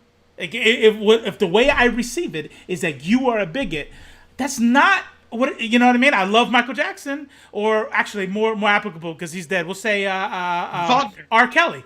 We'll say R. Kelly. I'm not gonna listen to his shit. I'm not gonna look at his shit. Again, I'm sorry. And to say that R. Kelly's bad, well, music is subjective, but I loved R. Kelly growing up. Even trapped in the closet. So the KKK, they'll sit there, and one of the things that they'll tell you, seriously, go look at Klansman. There's a YouTube that they just recently did where a Klansman comes on and they interview him. And one of the things they'll tell you is that the Klan is about love. It's about self-love. It's about accepting who you are. And just because we want other races separate from white races doesn't mean we hate other races. We just want things separate. If you read into the Klan, they'll tell you about all the community they do, and it's real. They do a lot of community work for white people, so they'll take care of white elderly people. They'll take care of people who subscribe to them. So listing all the great people and give me all these positive sound bites doesn't fucking mean a thing with regard to who the Klan is. And I'm telling you right now, if you are a struggling artist or a struggling creator that says, you know what? Ethan accepted me. Ethan is giving me a venue. The community has allowed me to pay my bills. I don't see the problem. Well, I'll tell you that hashtag this is ComicsGate, and you watch who they are. And when you decide to associate with that, when you decide to ignore all of that, that's where our anger comes from. That's where my maybe toxic Twittering comes from. You know what I mean? And there's some people, like, you know, I follow Sam Stone on Twitter, and it seems like, you know, I don't want to put words in your mouth. It seems like you have a more and tell me, you know, you could correct me if I'm wrong. You seem like a very a healthier presence, where it's like, you know what? I'm gonna back off from it. That's not really what I'm on Twitter to do. Well, I don't give them the spotlight. I don't give them. That's why you block and move on. That's it. And Ron Mars said to say they like, do the same thing. Some people on there are like, oh, he can't take it. We won, and it's like, no, I just don't have time for this particular headache, and your opinion doesn't matter anymore. That's why the block button exists. You're right. That's what Ron Mars and Heather Antos both told us the same thing, the same exact thing you said. Block and move on. But I do want to say that I think when we see that, I'm not the arbiter of objective truth. If you don't feel that what they're doing is bigotry, if you do hashtag this is ComicsGate, and the things that pop up, by the way, they're direct quotes that you're gonna see, screen grabs, receipts. Oh God, yeah, tons. There's so many screen grabs. If you can read that and go, I don't see any of this as bigotry. Okay, I don't know what to tell you. Okay, fine. We're on different wavelengths, and then we could just disagree. I'm sure there's people out there that like don't know who I am that will find themselves like blocked for certain reasons, and it's like, why? And it's like, well, you know, just for the sake of expediencies, you are either being really shitty to somebody I'm friends with, or in some capacity in any of these industries, and because again, it's not limited to comics. You know, I catch it more from video games these days. Guys. Oh yeah. Oh God, yeah. I just use blockchains. I'm telling you right now. I bet you learned your lesson. You'll never compare Ghost of Tsushima to the Lone Ranger. And I got promoted that day, so maybe just do it more. It's like there was like a lot of those racial narrative in there, and there was no like. I was very clear about right in the headline about liking Ghost of Tsushima, and I'm like, I'm fucking Asian, guy. yeah. You know what's funny is I wrote a tweet where I mentioned that just the parallels here, guys, and I'm going to synthesize these parallels in 600 words and 600 800 people. So many people in those threads accused you of being a white guy. Oh, I'm sure. I have a very white name. Sam. Well, here's what's even greater than that. I put together this thing. You saw the post, and all I did in my number 4 point was, guys, the dude's Korean American. Like, it's like, and the only reason why I said that, the only reason is because I knew the dude they were imagining was some white guy, probably a Trump voter. Look, Japanese game, has to be American. I'm like, dude's Korean, bro. Like he doesn't fit your mold. And then I got a ton of comments. I'm racist now because Samurai's not Korean. I'm like, I know that's not what I. Okay, never mind. Sorry. Yeah, the Koreans have you can never win. Sacred Order of the goodbye, Twitter. The Sacred Order of the Flowering Knights, which doesn't sound as cool as Samurai, but that's what Korea has. I mean, honestly, Flowering Knights is still pretty badass. I'm being the Sacred Order of the Flowering Knights is actually pretty cool. Yeah, that is dope. Name. I need a video game based off that shit. No, I get a lot of hate from anime fans too. That's the funny thing too about ComicsGate in general. They're not that big. It's the same. It's the same $100,000 of people. It's back and forth. Mr. Frog has 125,000 YouTube subscribers, and I assume that everyone who is part of that community follows him. So that's my metric of how many of them there really are. So less than 125,000. The thing that's interesting though about that is that, and I'm going to say this, I'm a little biased, of course, because I'm not a big fan of the guy myself. That's pretty obvious, I think. He doesn't really get that many regular views. Not as much as you would think for a guy with a channel that big. So that leaves me to believe that people followed because they all jumped on the train of like one of his crazes. That's the thing with a lot of not hate groups, that's the wrong word. Anger channels, reactionary channels. They get a lot of people who follow based on this one topic that they jumped on train for. Let's say it's Star Wars. Well, if you're not talking about Star Wars, then I'm not going to watch you. So they're, if they make, let's say 100 videos in a month, and 20 of them are Star Wars. Well, those 20 Star Wars videos are going to be boosting up in ratings with diminishing returns because you can only take the same topic so many times. But when it's anything else, the views are down. That's why a lot of these hate channels. I'll give you another example. There was one YouTuber whose name I will not mention, who was really, really big during the Vic Mignogna sexual harassment lawsuit. The moment that ended, his channel plummeted in views because there was no more topic. They jumped on for the one topic, and then after that, that was it. I never really heard from him. It was never like a presence in any of the online feeds I was ever on after that, because they jump on hate for one particular topic, and they don't unsubscribe. They just kind of don't. It kind of glosses over their feed. So the metric for audience, I think, is very misleading. A lot of it is appearance. It's the appearance of mass. And on Twitter, they'll make 4 or 5 sock puppet accounts, and they'll say the same thing. You can tell they're the same person. They have the same typing style. They might pose as their own fangirl. I'm not thinking of anyone in particular in that case, but it's the same person. So it looks like it's 40 people, and really it's maybe 10. I've gotten worse harassment from the anime fans when they didn't like my headlines, more than ComicsGate in months and months and months of straight harassment. Hey, comic books will break your heart. You were gonna say something? Oh yeah. Thank you for using my internet name. It's a good name though. It's an awesome name. Jeffrey. It's a great name. It's just too damn long, Jen. It kind of is. But how? Because I feel like what I see a lot when I talk to people in real life and online, it's not necessarily all the time about identifying with CG, but it's about saying the same things that they're saying. So SJWs are ruining comics or entertainment or movies, or I don't like how they made this character gay, or I don't like how they made this character black. Like, this character in the movie wasn't this way in the comic or whatever source material I'm grabbing from. And I find that it's when I talk to these people about, hey, do you know anything about ComicsGate? And they're like, nope. But they're using almost the same verbiage as it. So how do you feel like, has this interrupted the conversations that you have with normal people, or like normal conversations that you have about it, or is it just this exclusive, like, people who identify as this one group? But I feel like a lot of what their message is blurring into so many other things. That's exactly Agreed.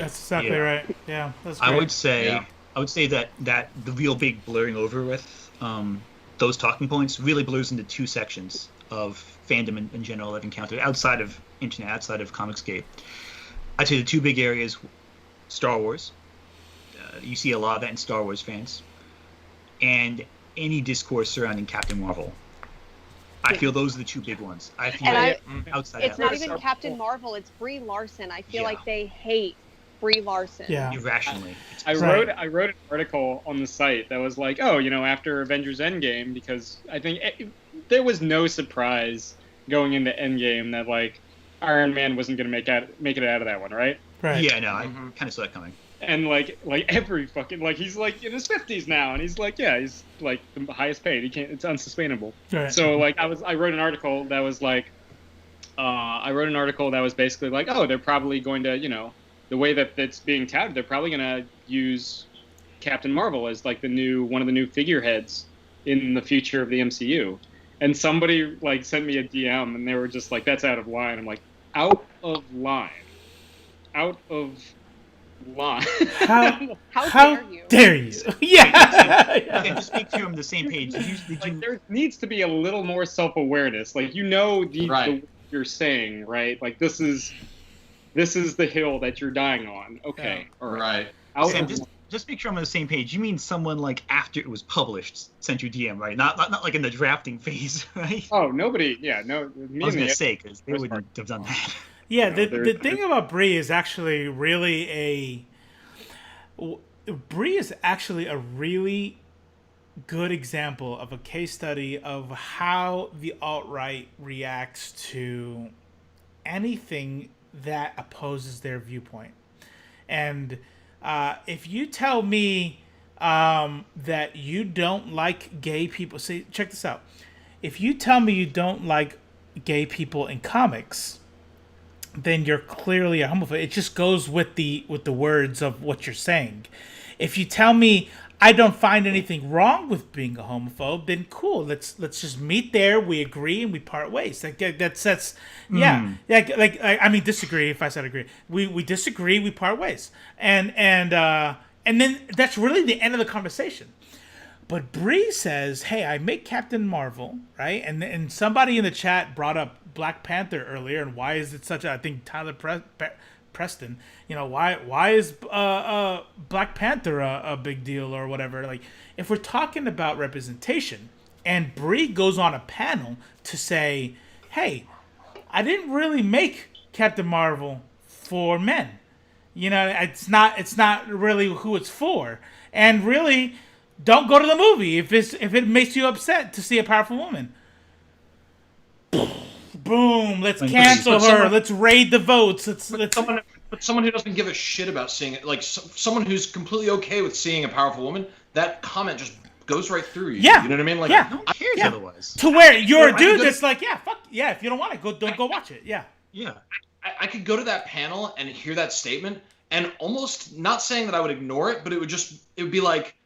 It wouldn't occupy much real estate. You're just silently nodding. You're like, yep.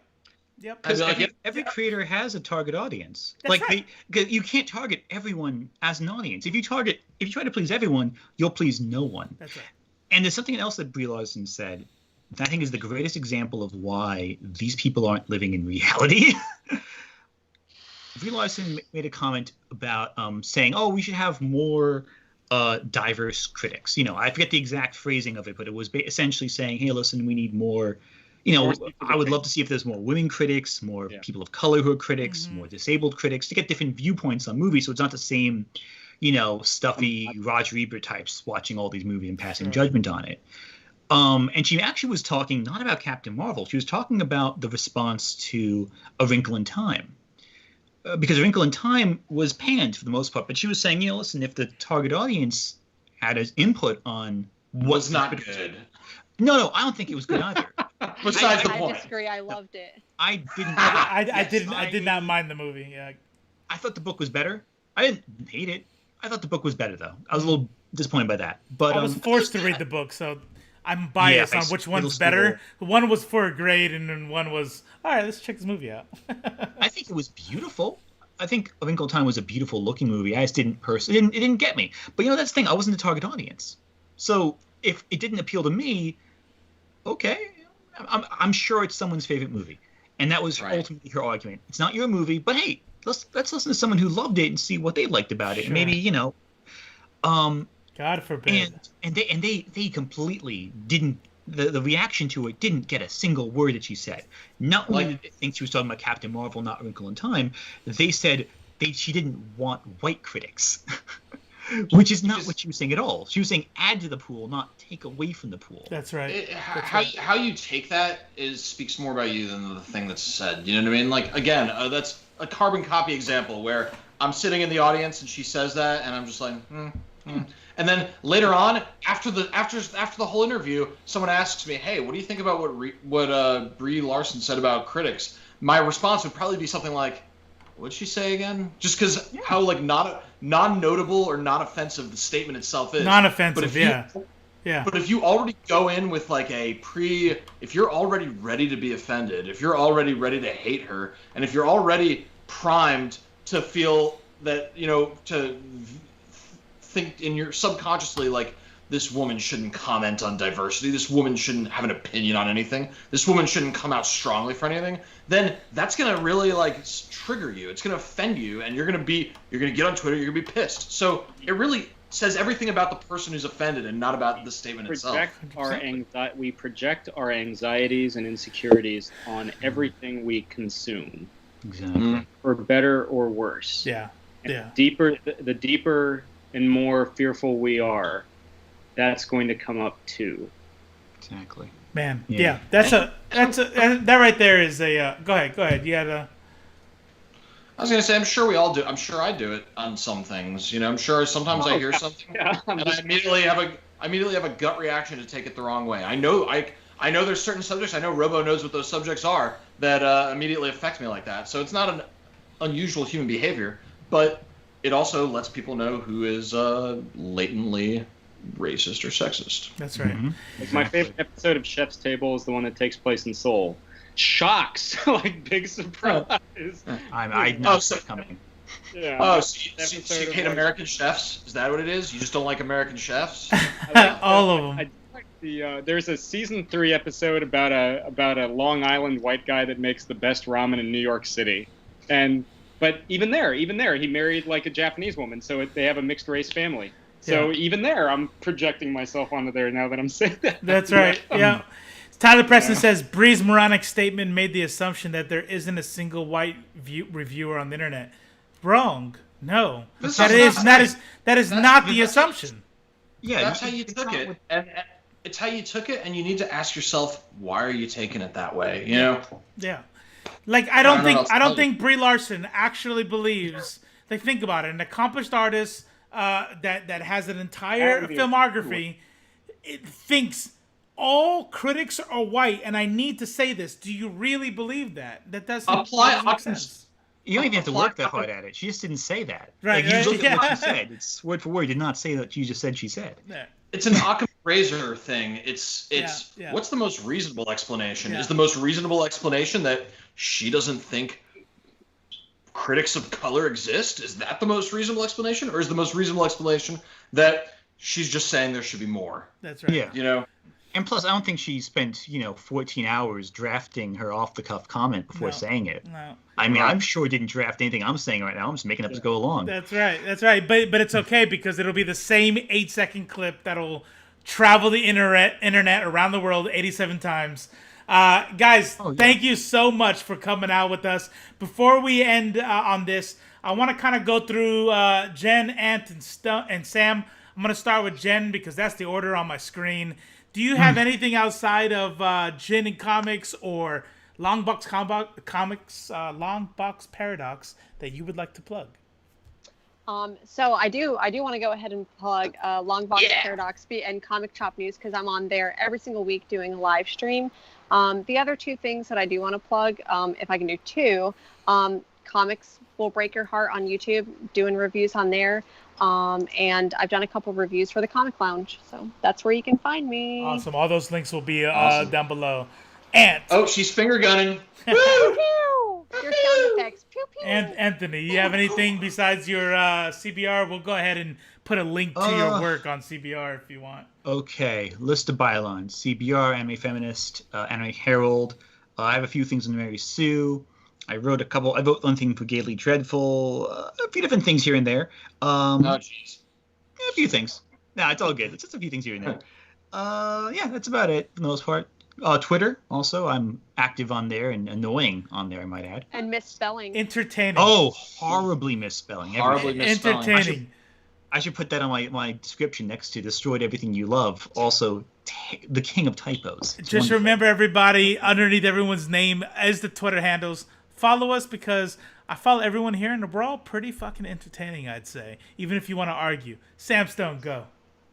I mean, you can certainly check out my stuff at CBR, and maybe I'll have some other outlet stuff coming soon. We'll see. I don't want to say anything that hasn't been confirmed and anything, but I always appreciate the constructive criticism, which is a lost art these days. Yeah. Don't you have an OnlyFans? Don't you have an OnlyFans too? Don't you?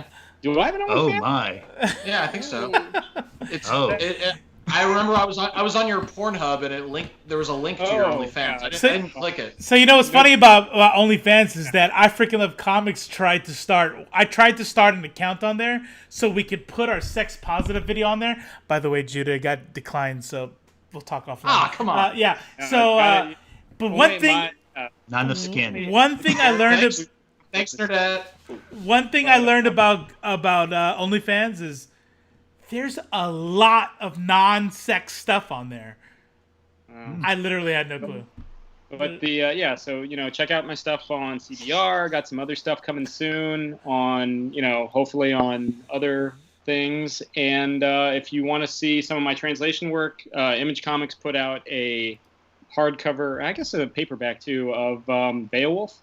So if you dig the Image Comics Beowulf adaptation, translated that and Translated also into English. I translated it into English. Oh, okay, cool. I thought you did like Not a foreign Italian? language one or something. That's how it. It's Got it. anyway. So Yes. I thought you wanted people to buy a foreign language book. I was like, oh, all right. Cool. That's translated into Spanish. I may be helped with that. So yeah, if you like Ice Cream Man, and that book is one of Image's best, then yeah, that Spanish, cool. But yeah, that's basically what I got. Dope. Awesome. We'll do a little self plug in here, Judah, and I'll let you get the last word, and we'll get out of here. Check us out. Look at our interview. Quickly, we're becoming an interview channel. We do some other things. We might do a little bit on Ed Brubaker's Pulp. But really, Judah's doing a lot of good work getting creators onto the show. This Wednesday, we'll be interviewing a creator who has a Kickstarter going out. We'll also be the very next week a new studio, indie studio called We Are Legion. We'll be interviewing the lead for that. What do we got in between that? Somebody's coming up this weekend. We got Ryan Lee tomorrow. Yeah. He is the artist on Mountainhead from Image, so we're very excited to talk to him. Yep. We have Amanda Devert coming up in a couple weeks. We're very excited to talk to her. And yeah, I mean, we have a full schedule. I'm just drawing a blank right now. We've got people all through August right now. Yeah. We might be having Marjorie Liu sometime in the next month or so. She's so nice. She's so nice, and she's so talented. She's brilliant. Yeah, she's great. We're going to be having her sometime the next month. We're in comms. It's just a matter of working out the times. So we got some good stuff coming up. In the meantime, we're also going to be doing our reviews. We're on Valiant's press list, so we're going to be doing pre-read reviews for Valiant titles coming up. We're on Image Comics press list. That's right. We just got added to Image Comics press list, so we're going to be doing advanced readings of Image too. So shout out my old buddy Image. Nice. Awesome. Yeah. we're the place to be, guys. Fucking check us out. That's an objective view. Yeah. What is this comic book? It's trash. Don't Yeah. read Something. that. I don't know. Yeah. Last word, and then we'll say adios. Is IFLC and Cypher World did a little collab to where me and Cypher are gonna. We just started a channel, and I'll throw the link in the chat, called the Melanated Timeline, and basically it's a couple brown nerds coming on and talking about some social issues on Black and Latino or Latinx, however you want to say it, issues on that. Our next episode, first one was introducing ourselves. The next episode will be on toxic masculinity or machismo, and how that's negatively affecting our culture. Guys, again, guests, thanks for coming on. Chat, you guys were awesome, all of you. If you want to throw in your channel, go ahead and quickly plug a link, throw it in the chat. And then for the guests, we'll throw your links in the description of the chat. Thank you all for coming on, and we're out of here. Woo, love you guys. See you. Take care. All right, and Yeah. finish and